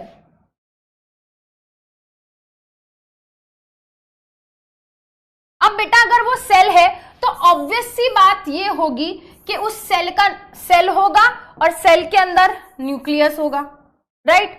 वैसे ही बेटा फीमेल बॉडी में रिप्रोडक्शन करने का काम, वैसे ही बेटा फीमेल बॉडी में रिप्रोडक्शन करने का काम होता है एग सेल का। एग सेल को हम ओवम भी बोलते हैं।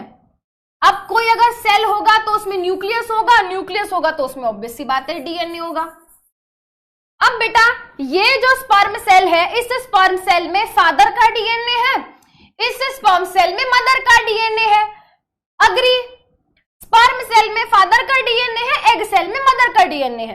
अब इन दोनों सेल्स की क्या होती है? फ्यूजन होती है, ठीक है? इन दोनों सेल्स की क्या होती है? फ्यूजन होती है, यानी कि ये दोनों सेल क्या होते हैं?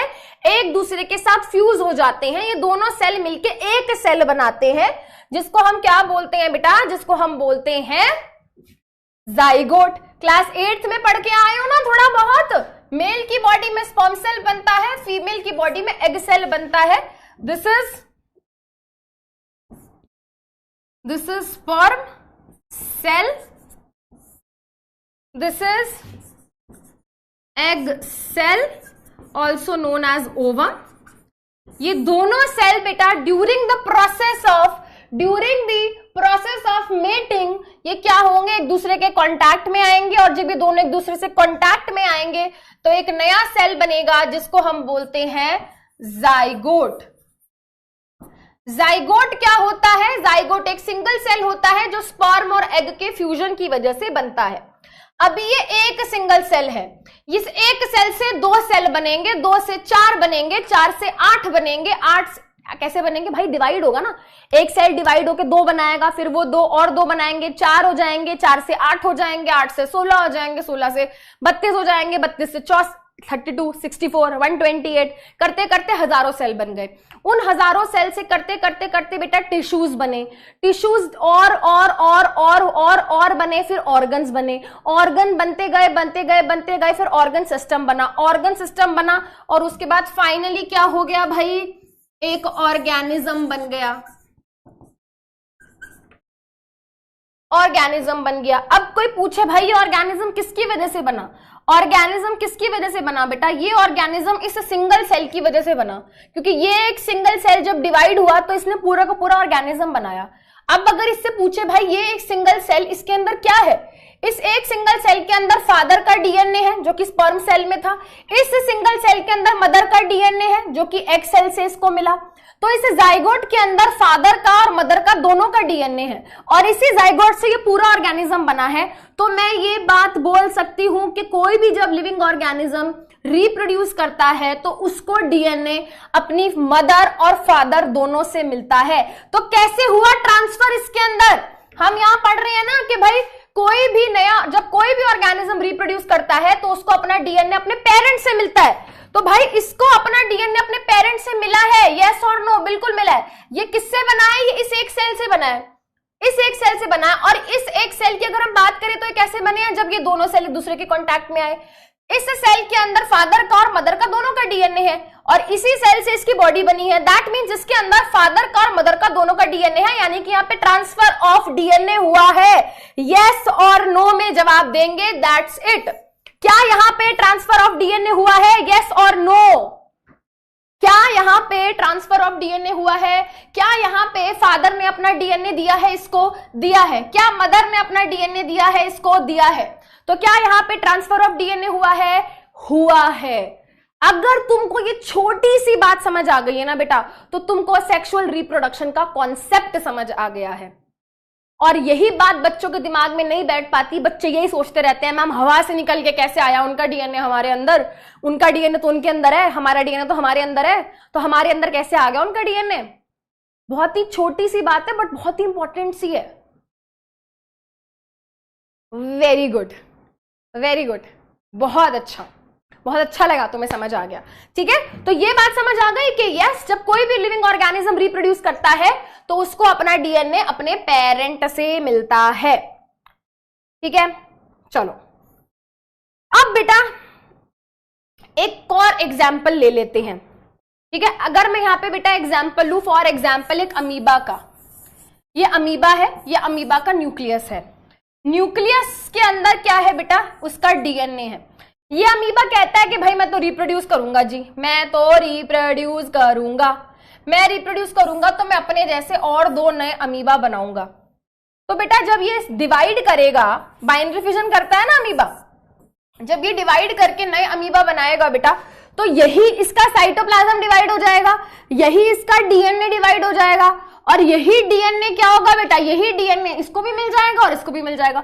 साइटोप्लाज्म धीरे धीरे डिवाइड होगा, न्यूक्लियस धीरे धीरे डिवाइड होगा कि नहीं होगा, जल्दी बताओ।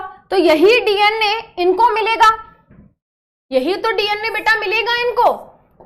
तो हम ये बोल सकते हैं ना कि जो 2 नए ऑर्गेनिज्म बने उनको कहां से मिला डीएनए बेटा, इन दोनों को डीएनए कहां से मिला, यहां से मिला। तो इन दोनों अमीबा को डीएनए इसके पेरेंट से मिला। यस और नो, यस और नो, बाइनरी फिजन होती है। वेरी गुड, बहुत ही बढ़िया, बहुत ही बढ़िया, बिल्कुल सही बताया बेटा। यहां पे होती है the process of binary fission, बिल्कुल सही कहा आप लोगों ने। तो इसको भी मतलब यहां पे देखो बेटा, ये एसेक्सुअल रिप्रोडक्शन होती है ना, बट यहां पे भी देखो बेटा, जो नए ऑर्गेनिज्म, जो नए इंडिविजुअल बनते हैं उनको अपना डीएनए मिलता है किससे, उनको अपना डीएनए मिलता है अपने पेरेंट से। ठीक है, बट ये जो प्रोसेस है बेटा ये इतनी आसान नहीं होती। ठीक है, ये आपको यहां पे दिख रही है बट ऐसा होता है, बट थोड़ा सा आपको ऊपर से पता है बात, आपको डिटेल में नहीं पता। ठीक है, आपको यहाँ पे एक स्टेप नहीं पता। कौन सा स्टेप नहीं पता? यहाँ पे होता क्या है बेटा, यहाँ पे होता है बंटवारा। बंटवारा किसका? चीजों का। ठीक है, देखो अब बेटा ये क्या है, ये हमारा अमीबा है। अमीबा, इसको मैं बोलूंगी ये क्या है, ये है पेरेंट अमीबा। ये क्या है, पेरेंट अमीबा। पेरेंट अमीबा कहता है कि अब तो मैं बड़ा हो गया हूं, अब तो मैं क्या करूंगा, अब तो मैं रिप्रोड्यूस करूंगा, मैं अपने जैसे और नए अमीबा बनाऊंगा। कैसे बनाएगा भाई, कैसे बनाएगा, देखते हैं। अभी करता क्या है भाई अमीबा, अमीबा सबसे पहले तो क्या करता है, सोचता है कि यार मैं ना 2 अमीबा बनाऊंगा, पर 2 अमीबा बनाऊंगा तो यार फिर तो लड़ाई हो जाएगी ना, क्योंकि मेरे पास यहाँ पे क्या है, एक माइटोकॉन्ड्रिया है, मेरे पास यहाँ पे क्या है, एक गोल्जी बॉडी है ना, मेरे पास यहाँ पे ये ER है, तो यार ऐसे तो लड़ाई हो जाएगी। 2 अमीबा है, 2 अमीबा बनाऊंगा और DNA भी एक ही है, ऐसे तो लड़ाई हो जाएगी। तो मैं काम करता हूं, मैं एक प्रोसेस करता हूं, मैं क्यों ना अपने सेल ऑर्गेनेलिस की कॉपी क्रिएट कर लूं, क्यों ना मैं सेल ऑर्गेनेलिस की कॉपीज क्रिएट कर लूं। तो ये क्या करता है, सबसे पहले तो ये अपने DNA को डुप्लीकेट कर लेता है, जिसको हम DNA कॉपिंग भी बोलते हैं। DNA की क्या कर लेता है बेटा, कॉपी बना लेता है। क्यों भाई, एक DNA किसको देगा, किसको देगा, उसको, इसको कैसे देगा, है ना। उसके अलावा ये क्या करता है बेटा, अपने सेल ऑर्गेनेलिस की कॉपी बना लेता है।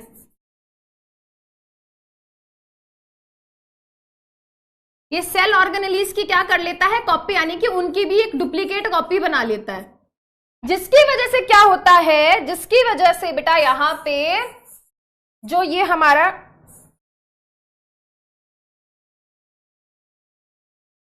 क्या है, ये अमीबा ठीक है, अमीबा जो है बेटा, अब इसके सेल के अंदर हमें क्या देखने को मिलता है, ये जो पहले से इसका DNA था वो तो है ही, इसने एक और कॉपी बना ली, इसने एक और अपने जैसा एक और DNA बना लिया।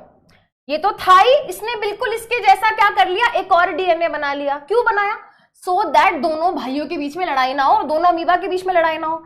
ठीक है, एक इसके पास माइटोकॉन्ड्रिया था ही, इसने एक और माइटोकॉन्ड्रिया बना लिया, इसके पास गोल्जी था ही, इसने और गोल्जी बना लिया, ER था ही और ER बना लिया। अब क्या करता है भाई, अब ये करता है बाइंडरी फिजन की प्रोसेस। अब बेटा जब ये नए अमीबा बनाएगा, नए अमीबा बनाएगा, तो बेटा अब ये क्या करेगा, कोई लड़ाई नहीं होगी, एक DNA ये इसको दे देगा और ये एक DNA इसको दे देगा, एक माइटोकॉन्ड्रिया ये इसको दे देगा, एक माइटोकॉन्ड्रिया इसको दे देगा, एक गोल्जी इसको दे देगा, एक गोल्जी इसको दे देगा, ये ER इसको दे देगा, ये ER इसको दे देगा। तो यहां पे बेटा कोई क्लास एंड नहीं होएगी, पिटाई खाओगे मेरे मुंह, बिल्कुल चुप, बिल्कुल चुप, जब तक टॉपिक पूरा नहीं होएगा। बेटा एक बात तुम्हें समझाऊं बेटा, ये कोई नहीं पढ़ाएगा इतने बेसिक से, इतने बेसिक से इस टॉपिक को बेटा कोई भी नहीं पढ़ाएगा। क्या ER मतलब एंडोप्लाज्मिक रेटिकुलम। तुमको अगर तुम ये चाहते हो मैं तुम्हें ना ये लाइनें NCERT की लाइनें तुम्हें डायरेक्ट बता दूं तो मैं बता दूंगी, बट देखना तुम्हारे सर के ऊपर से जाएंगी। Process of DNA कॉपिंग will have errors, ये वो तुम्हें, बट ये पता भी तो होना चाहिए कि मैम DNA कॉपिंग हम कर क्यों रहे हैं। NCERT की लाइन है बेटा, ये NCERT की लाइन है कि DNA कॉपिंग के टाइम पे कुछ एरर्स आते हैं, बट तुम्हें अगर यही नहीं बताऊंगी, अगर बेटा मैं तुमको यही नहीं बताऊंगी कि DNA कॉपिंग मतलब क्या है, DNA की कॉपी हो क्यों रही है, DNA कॉपिंग का फायदा क्या है, DNA की कॉपी बनाई क्यों जा रही है रिप्रोडक्शन के टाइम पे, अगर तुमको यही नहीं समझ आएगा तो ये लाइन कैसे समझ आएगी। समझो, ठीक है, समझो। आई नो थोड़ा सा एक नई चीज है तो थोड़ी सी बोरिंग लग रही होगी, आई डू अग्री बेटा, मैं बिल्कुल अग्री करती हूं, मैं बिल्कुल सहमत हूं बेटा आपसे इस बात पे, बट आपको थोड़ा सा पेशेंस दिखाना पड़ेगा, ठीक है। चलो अब सुनो मेरी बात, अब ये बहुत इंपॉर्टेंट लाइन है बेटा, ये NCERT की बहुत इंपॉर्टेंट लाइन है NCERT की, ठीक है। 2 लाइनें आपको यहां पे मैं दिखा रही हूं।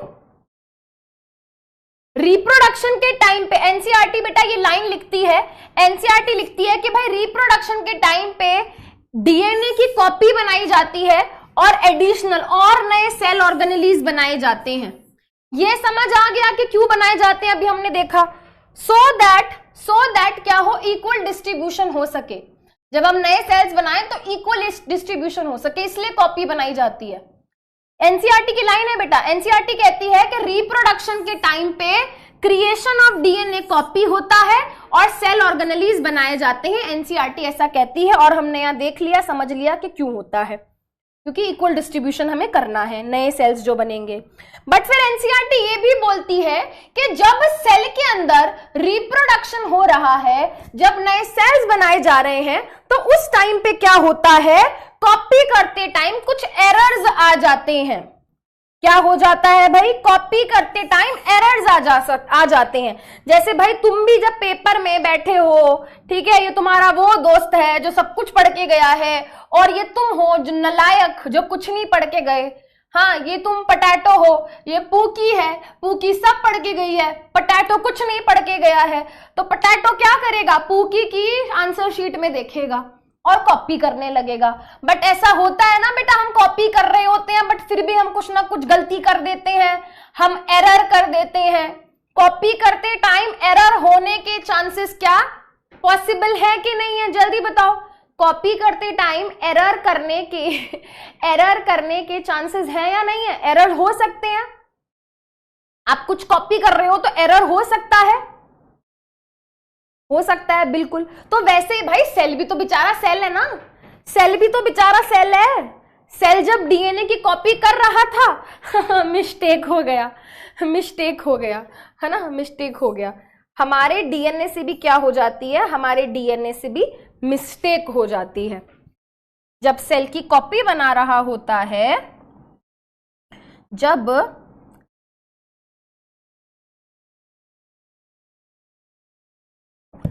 ठीक है, जब हमारा सेल क्या कर रहा होता है बेटा, डीएनए की कॉपी बना रहा होता है, ठीक है, जब हमारा सेल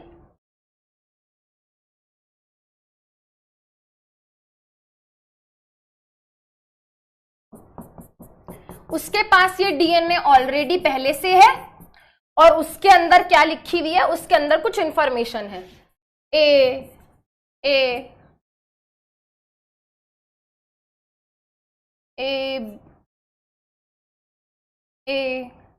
सी टी सी, ठीक है। मान लो ये कोई कोड लिखा हुआ है। अब हमारा सेल जब क्या कर रहा था, जब वो एक और नई कॉपी बना रहा था, डीएनए की कॉपीइंग कर रहा था, इस प्रोसेस को बेटा रेप्लिकेशन भी कहा जाता है। जब वो रेप्लिकेशन यानी कि डीएनए की कॉपी कर रहा था, तो उससे क्या हो गया, मिस्टेक हो गया। उसने डीएनए तो बना लिया, उसने इसके जैसा एक डीएनए तो बना लिया, बट वो same to same information copy नहीं कर पाया। Same to same information copy नहीं कर पाया का मतलब क्या है कि भाई उसने ए सेम लिखा, उसने सी लिखा, बट उसने दोबारा सी करके यहां टी कर दिया। अब उसने डीएनए तो बना दिया बट वो same to same information copy नहीं कर पाया। उसने डीएनए की कॉपी तो बनाई बट वो सेम टू सेम नहीं कर पाया, इंफॉर्मेशन थोड़ी सी गड़बड़ हो गई, इंफॉर्मेशन थोड़ी सी बदल गई। अब बेटा मुझे ये बताओ, हमारे डीएनए के अंदर जो इंफॉर्मेशन है, हमारे सारे कैरेक्टर की इंफॉर्मेशन डीएनए में है। अगर ये इंफॉर्मेशन बदल जाएगी तो कैरेक्टर भी बदल जाएगा। हमारे जितने भी कैरेक्टर हैं उसकी इंफॉर्मेशन सारी डीएनए में है। अगर वो इंफॉर्मेशन ही बदल जाए, इंफॉर्मेशन का सीक्वेंस बदल जाए, यहाँ पे AACTC था, यहाँ पे AACCT हो गया, यहाँ पे इंफॉर्मेशन बदल गई, कोड बदल गए, तो कैरेक्टर भी बदल गए। यस और नो, यस और नो, जल्दी बताएंगे बेटा। Very good very good very good. अब बेटा यहां पे क्या हो गई, यहां पे एरर आ गया, ठीक है। अब ये बात रखना, डीएनए रेप्लिकेशन जब डीएनए की कॉपी हो रही थी तो एरर आ गया, एरर आ गया। एरर की वजह से क्या हो गया, change in information, information change हो गई। इंफॉर्मेशन चेंज होने की वजह से कैरेक्टर भी चेंज हो गया भाई, कैरेक्टर भी चेंज हो गया। मान लो बेटा AACTC इंफॉर्मेशन जब होती है तो सेल इस वाली इंफॉर्मेशन को रीड करके क्या करता है, ब्लैक आई बना देता है। अब मान लो बेटा AACCT इंफॉर्मेशन को रीड करके वो ब्राउन कलर बनाएगा। कुछ कोड होते हैं ना बेटा, कोड का मीनिंग होता है, कोड का मीनिंग होता है। वैसे ही बेटा कोड बदला तो उसका कैरेक्टर बदल गया। तो अब आप देखो बेटा, आप जब अपने सराउंडिंग्स में देखोगे तो आप पाओगे कि भाई किसी की आंखों का रंग काला है, किसी का नीला है, किसी का ब्राउन है, किसी का ग्रे है, किसी का हेजलनट है, किसी का ग्रीन है। डीएनए सबके पास है बट सबका डीएनए अलग है, सबकी इंफॉर्मेशन अलग है, सबका कोड अलग है, इसलिए सबकी आंखों का रंग भी अलग है। रोज ये भी है, ये भी है, ये भी है, ये भी है, ये भी है, ये भी है। रोज तो सब है बट सबका कलर क्यों अलग है? क्योंकि इन सबका डीएनए अलग है।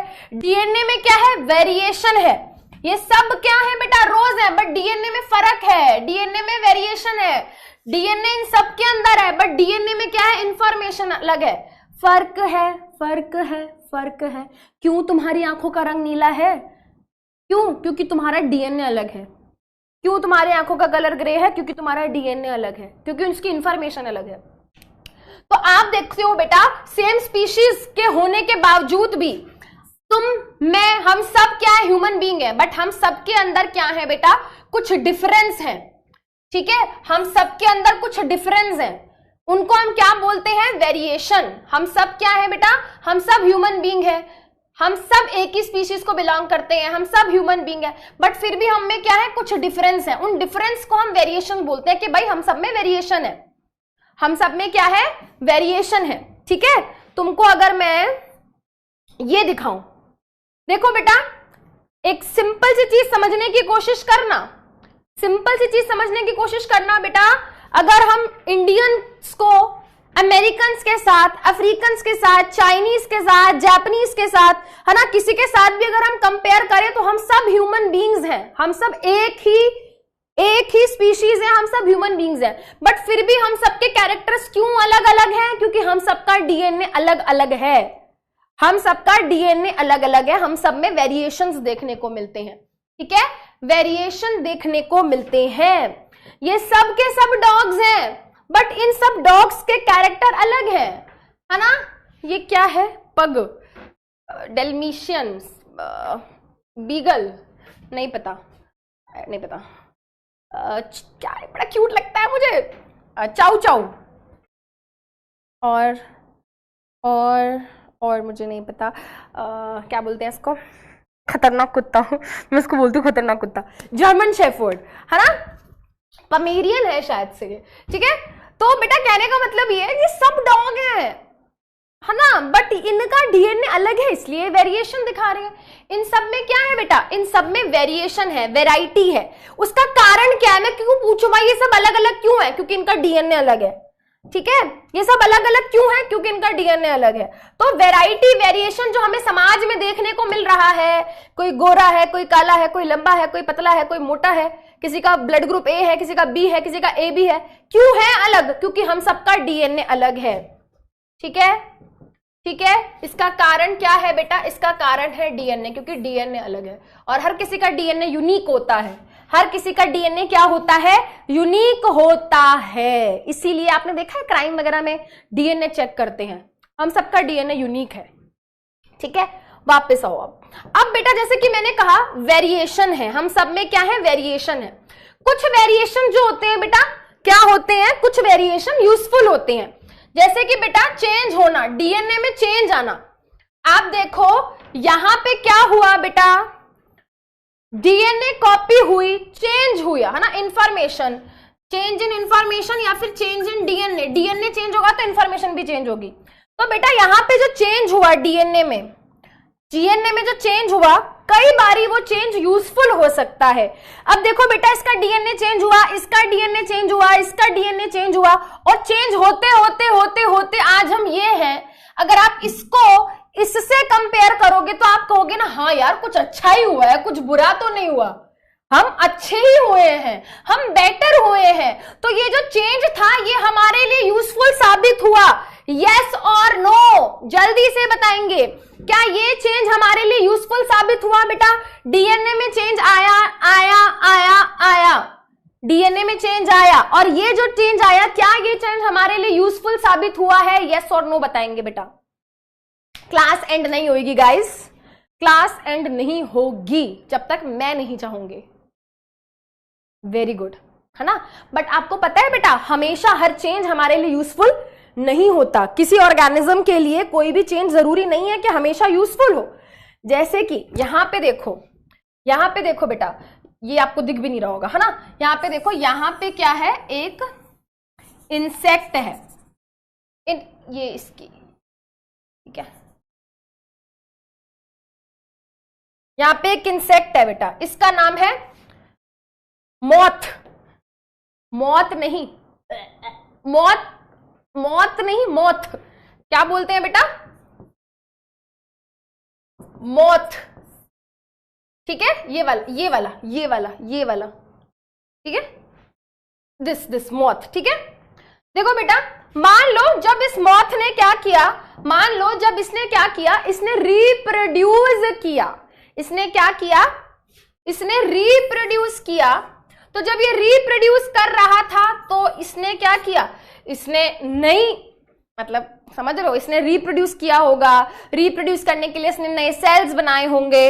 नए सेल्स बनाने के टाइम पे बेचारे से डीएनए में कोई गड़बड़ हो गई, गड़बड़ होने के कारण इसका डीएनए चेंज हो गया, ठीक है? यहां पे क्या आ गया बेटा, जब ये रिप्रोड्यूस कर रहा था, रिप्रोड्यूस करते टाइम इसके डीएनए में कोई चेंज आ गया, रिप्रोड्यूस करते टाइम इसके डीएनए में कोई चेंज आ गया, और चेंज होने के कारण क्या हुआ, चेंज आने के कारण इसके डीएनए में कैसा चेंज आया, उस चेंज की वजह से क्या हो गया, उस चेंज की वजह से इसका कलर बदल गया। उस चेंज की वजह से देख रहे हो बेटा, इसका कलर बदल गया। उस डीएनए में चेंज जो आया बेटा, उसकी वजह से क्या हो गया, इसका कलर बदल गया। मैम बदल गया तो बदल गया, क्या दिक्कत है? दिक्कत हो गई भाई इसको, दिक्कत क्या हो गई, कि दिक्कत क्या हो गई भाई, क्या हो गई दिक्कत? दिक्कत ये हो गई कि पहले क्या था बेटा, देखो पहले क्या था। अच्छा पहले तुम बता दो, ये मम्मी पापा मान लो इसका कोई है और ये इसका बच्चा है, ये मान लो, ये मत सोचना कि ये चेंज हो गया, इसने अपना कलर चेंज कर लिया, ऐसा नहीं है। सुनो, दिक्कत ये आ गई बेटा, पहले जब ये ऐसे कलर का था ना, तो देखो इसको देखना ढूंढना बड़ा मुश्किल था, ठीक है? तो जब क्रो वगैरह होते हैं जो इनको खाते हैं, वो इनको इजीली स्पॉट नहीं कर पाते, तो इसके लिए ये कलर होना अच्छी बात है। बट अब क्या दिक्कत आई बेटा, जो कौवा होता है, काऊ काऊ कौवा, काऊ काऊ कौवा, अब वो क्या करता है, दूर से देख लेता है, अरे वाह वो रहा मेरा खाना, क्यों ना जाके इसको लपक लिया जाए और खा लिया जाए। तो क्रो क्या करते हैं बेटा, अब इनको इजीली स्पॉट कर पाते हैं। क्रो अब इसको क्या कर सकता है, इजीली स्पॉट कर सकता है, इजीली स्पॉट कर सकता है।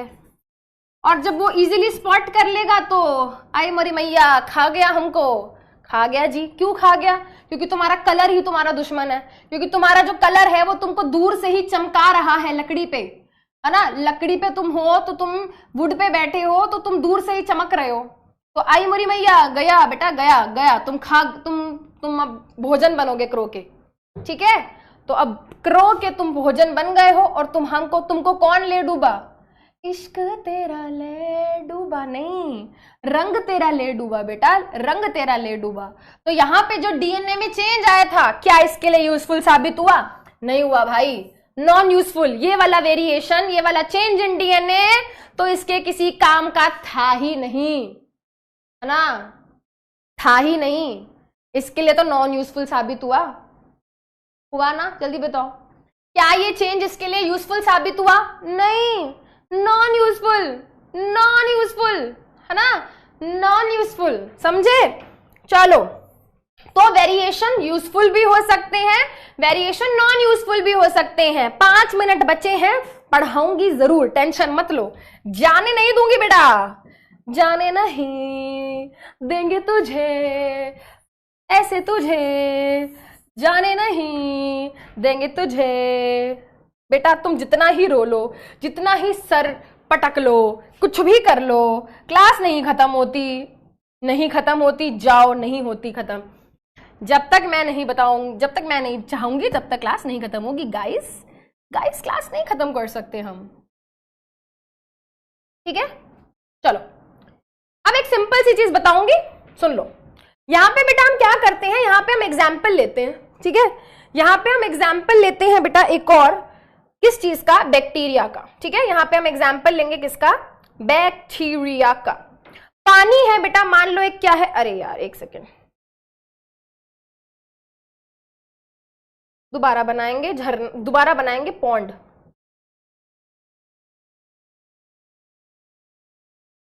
मैं एक पॉन्ड बना रही हूं गाइस, आओ सब इसमें डूब के मर जाए। नहीं नहीं नहीं, मजाक कर रही हूं, ठीक है। यहां पे हमने बनाया पॉन्ड, ठीक है। इस पॉन्ड के अंदर क्या है बेटा, इस पॉन्ड के अंदर है मान लो बैक्टीरियाज। इस पॉन्ड के अंदर क्या है बेटा, बैक्टीरिया है। इस पॉन्ड के अंदर क्या है, बैक्टीरिया है। ये जो बैक्टीरिया है, ढंग से ध्यान से सुनो मेरी बात, बातें नहीं करनी है, ठीक है। ये जो बैक्टीरिया है बेटा, ये बैक्टीरिया क्या कर सकते हैं, सरवाइव कर सकते हैं in the temperature range of लेटस से 15 टू 25 डिग्री सेल्सियस, ठीक है। चलो जी, अब क्या था भाई, बैक्टीरिया ने रिप्रोड्यूस किया। बैक्टीरिया ने क्या किया, बैक्टीरिया ने रिप्रोड्यूस किया। मान लो जब इसने रिप्रोड्यूस किया तो क्या हो गया, रिप्रोडक्शन करते टाइम जब इसने डीएनए नया बनाया तो डीएनए में चेंज आ गया, और जो नया एक बैक्टीरिया बना,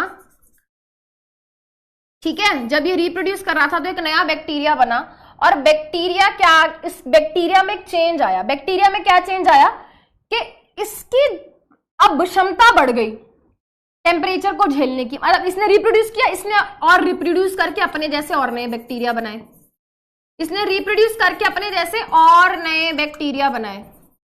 और इन बैक्टीरिया की खासियत ये थी कि डीएनए में चेंज आने के कारण इनके अंदर ये चेंज आया कि ये जो बैक्टीरिया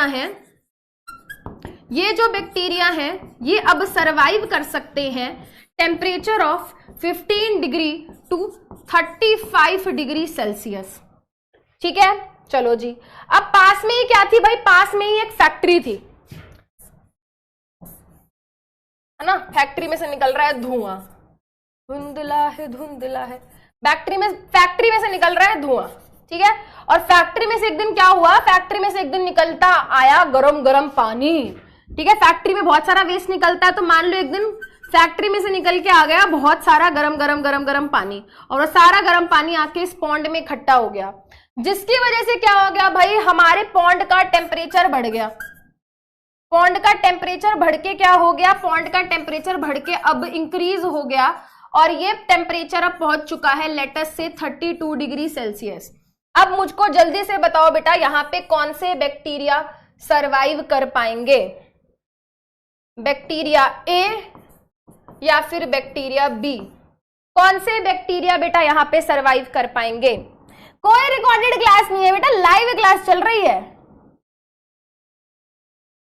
लाइव क्लास चल रही है गाइस, लाइव क्लास। जल्दी बताओ कौन से बैक्टीरिया बेटा यहां सरवाइव कर पाएंगे, बैक्टीरिया ए या बैक्टीरिया बी। टेम्परेचर बढ़ के 32 डिग्री सेल्सियस हो गया है, क्योंकि बाहर से जो यहाँ फैक्ट्री में से जो पानी आया था वो बहुत ही गर्म था, वेस्ट मशीन्स में से निकला हुआ था।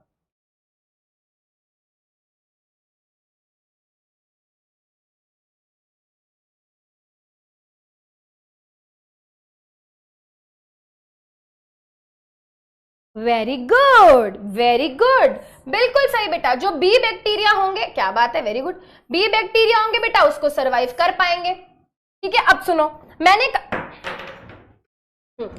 कहा कि यहां पे क्या था, यहां पे एक पॉन्ड था, पॉन्ड में बैक्टीरिया थे। बैक्टीरिया क्या थे बेटा, ये वाले बैक्टीरिया 15 टू 25 डिग्री सेल्सियस में क्या कर सकते थे, सरवाइव कर सकते थे। उन बच्चे के लिए बता रही हूँ जो रिपीट करने के लिए बोल रहे हैं। हाँ मुझे पता है डाउट आ रहा है, इसलिए दोबारा समझा रही हूँ। पॉन्ड है, पॉन्ड में कुछ बैक्टीरिया है, बैक्टीरिया क्या कर सकते हैं, ये वाले बैक्टीरिया 15 से 25 डिग्री सेल्सियस पानी में ही क्या कर सकते हैं, सरवाइव कर सकते हैं इससे ज्यादा टेम्परेचर में वो सर्वाइव नहीं कर सकते।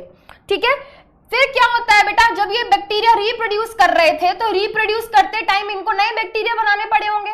रिप्रोड्यूस करेंगे तो नए बैक्टीरिया बनेंगे, नए बैक्टीरिया बनेंगे तो नया डीएनए बनाना पड़ेगा, नया डीएनए बनाना पड़ेगा तो ऑब्वियस सी बात है डीएनए की कॉपिंग करनी पड़ेगी। डीएनए कॉपिंग करते टाइम पे तो ऑब्वियस सी बात है कुछ एरर भी आ सकते हैं। तो ऐसा ही एक एरर, ऐसा ही एक चेंज आया, ऐसा ही एक वेरिएशन आया डीएनए में, जिसके कारण एक ऐसा बैक्टीरिया बन गया, डीएनए में एक ऐसा चेंज आया कि उस बैक्टीरिया की क्षमता बढ़ गई एक पर्टिकुलर टेम्परेचर में सरवाइव करने की। अब यहाँ पे ऐसे बैक्टीरिया हैं, ये रेड वाले, इनके अंदर ऐसा डीएनए है जिसकी वजह से एक ऐसा कैरेक्टर आया कि अब ये 15 से 35 डिग्री सेल्सियस टेम्परेचर में सरवाइव कर सकते हैं। अब ये दोनों तरीके के बैक्टीरिया मस्त एकदम जी रहे थे, मस्त मजे कर रहे थे, पानी के अंदर फ्लोटिंग तैर रहे थे, है ना। एक दिन फैक्ट्री में से गरम पानी आया और ढेर सारा गरम पानी पॉन्ड के अंदर भर गया। गरम पानी होने के कारण पॉन्ड के वाटर का टेम्परेचर बढ़ गया। अब पानी का जैसे ही टेम्परेचर बढ़ा तो ये वाले बैक्टीरिया तो सरवाइव नहीं कर पाए, मर गए भाई, मर गए। मैं तो मर गया। टेम्परेचर 32 डिग्री सेल्सियस हो चुका है, 25 डिग्री तक झेल सकते हैं, ज्यादा से ज्यादा 28 डिग्री झेल लेंगे।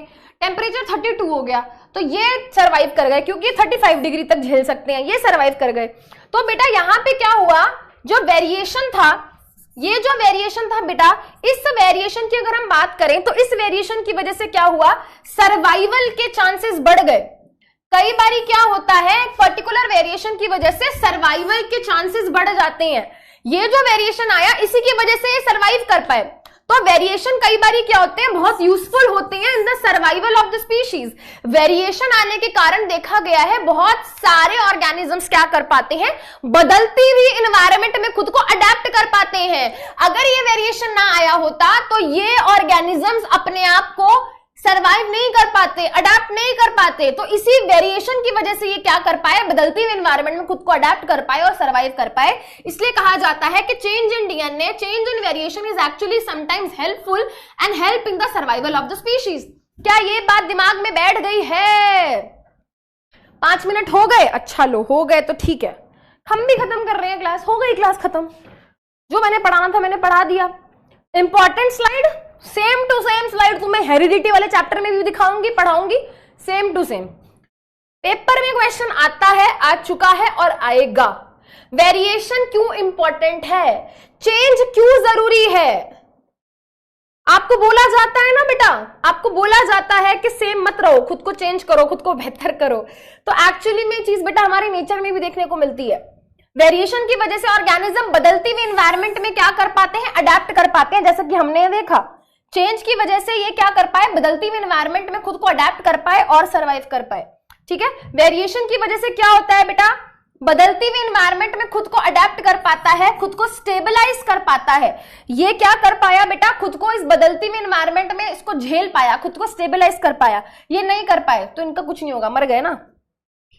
तो बेटा जब ऑर्गेनिज्म के अंदर चेंजेस आते हैं, वो चेंजेस कई बार बहुत यूजफुल होते हैं, वो यूजफुल अडेप्ट करने में मदद करते हैं, स्टेबल करने में मदद करते हैं, और धीरे धीरे वही चेंज इवोल्यूशन करने में मदद करते हैं। जैसा कि हमने यहाँ पे देखा, धीरे धीरे चेंज आए और धीरे धीरे चेंज आने की वजह से इवोल्यूशन हुआ। उसके अलावा वेरिएशन से क्या होता है बेटा, डीएनए बदलता है ना। डीएनए बदलने की वजह से हमें नई नई वेराइटीज, नई नई स्पीशीज बनने को देखने को मिलती है, जैसे कि हमने यहाँ देखा बेटा। ठीक है, हम सब क्या है बेटा, हम सब सेम है बट हम फिर भी अलग है, हम अलग अलग वेराइटीज हैं, है ना। हमको छोड़ो, कुत्तों को देखो, है ना, डॉगीज को देखो, ये सब डॉग है बट फिर भी ये अलग वैरायटी है, ये अलग वैरायटी है, ये अलग वैरायटी है, सब अलग अलग वैरायटी है। क्यों?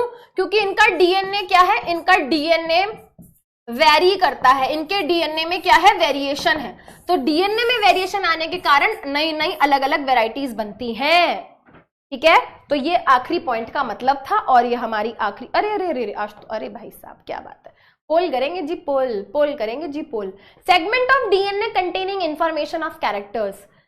हमारे डीएनए का एक सेगमेंट जिसमें किसी पर्टिकुलर कैरेक्टर की इंफॉर्मेशन होती है, उसको हम क्या बोलते हैं? पोल कर रहे हैं, हम नहीं पढ़ा रही, क्लास खत्म हो गई है गाइस, क्लास खत्म हो गई है, सिर्फ पोल करेंगे, क्लास खत्म हो गई है।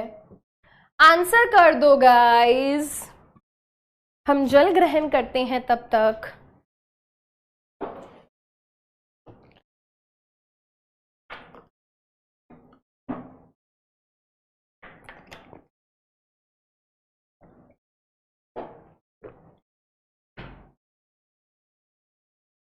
आंसर होना चाहिए यहां पर? डीएनए का वो हिस्सा जिसमें किसी पर्टिकुलर कैरेक्टर की इंफॉर्मेशन होती है उसको हम क्या बोलते हैं? उसको हम क्या बोलते हैं? 4-5 मिनट और।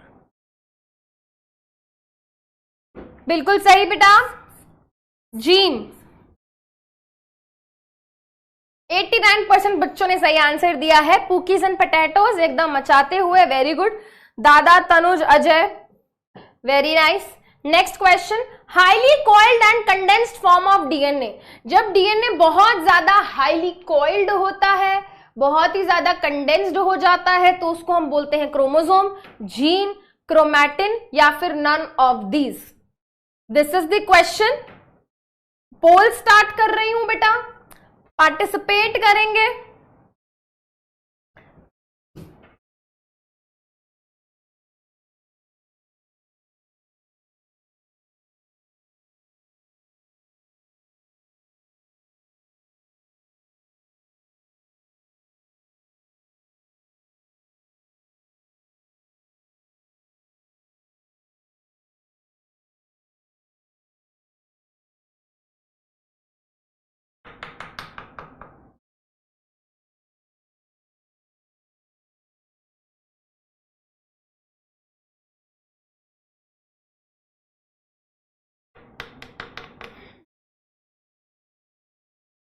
Highly condensed and coiled form of DNA जब ऐसा ऐसा ऐसा ऐसा ऐसा ऐसा हो जाता है तो इस तरीके का स्ट्रक्चर बनता है, एंड इस तरीके के स्ट्रक्चर को हम क्रोमोसोम बोलते हैं। तो आंसर है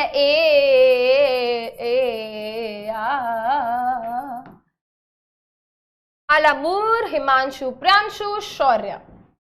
एक क्वेश्चन और कर लेते हैं। DNA contains information for the formation of. DNA में इंफॉर्मेशन है क्या बनाने की इंफॉर्मेशन होती है डीएनए के अंदर। मैंने कहा था एक लाइन है, उसको अच्छे से समझ लो, देख लो, पढ़ लो। तो कितना अच्छे से पढ़ा, समझा तुमने? फॉस्फोलिपिड बनाने की, जीन बनाने की इंफॉर्मेशन होती है, उसमें प्रोटीन बनाने की इंफॉर्मेशन होती है। क्या बनाने की इंफॉर्मेशन होती है ये आपको बताना है गाइस। कुकीज एंड पोटैटोज, आलूज एंड चालूज, जल्दी बताएंगे।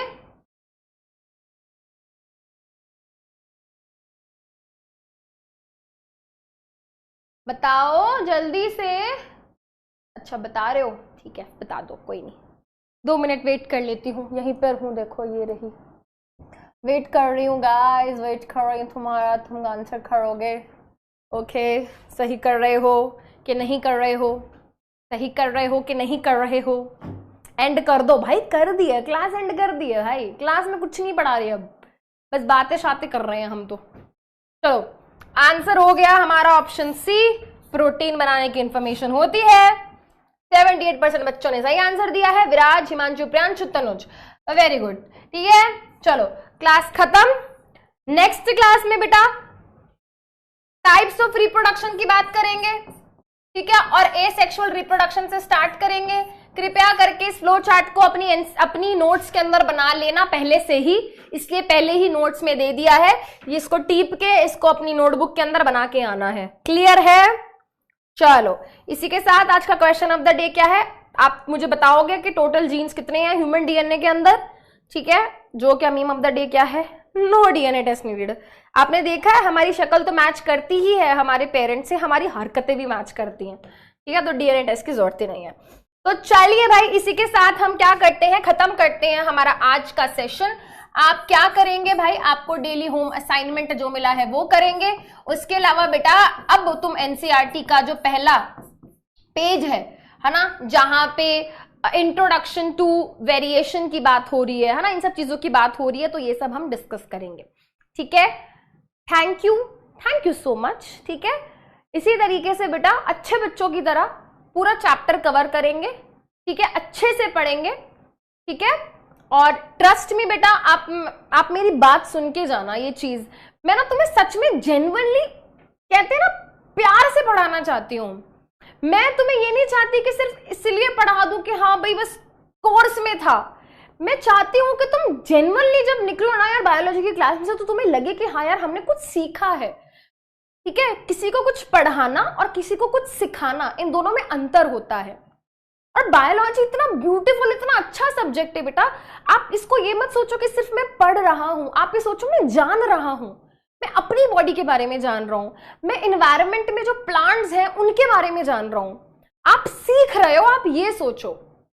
ठीक है, तो मैं आपको सिखाना चाहती हूं आपके बारे में, एनवायरनमेंट के बारे में। ठीक है, नहीं तो मैं भी फिर दूसरे टीचर्स की तरह आऊंगी, सिर्फ कोर्स में जो है वो स्लाइड में लिख के और अंडरलाइन करके रीड करके चली जाऊंगी एनसीईआरटी को, बट उसमें मजा नहीं है ना यार।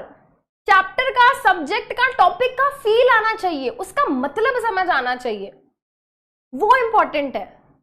एनसीईआरटी में ऑलरेडी सब कुछ लिखा हुआ है ना यार, फिर पढ़ लो खुद, क्या दिक्कत है, टीचर की क्या जरूरत है। टीचर का मतलब क्या है, जो हमारे दिमाग में कंसेप्ट को बिठा दे, समझा दे। और मैं चाहती हूं मैं तुमको सारी चीजें बहुत अच्छे से बताऊं, खुल के बताऊं, क्योंकि तुम्हें सब चीजें कोई नहीं बताएगा, कोई नहीं पढ़ाएगा। And then you will go to Google and find out weird things, जहां पे खुद को कंफ्यूज करोगे, चीजें समझ नहीं आएंगी। तो कोई है जो तुम्हें जेन्युइनली पढ़ाना चाह रहा है, सिखाना चाह रहा है, उसकी बात सुनो अच्छे से, रिस्पेक्ट से, डिसेंसी से।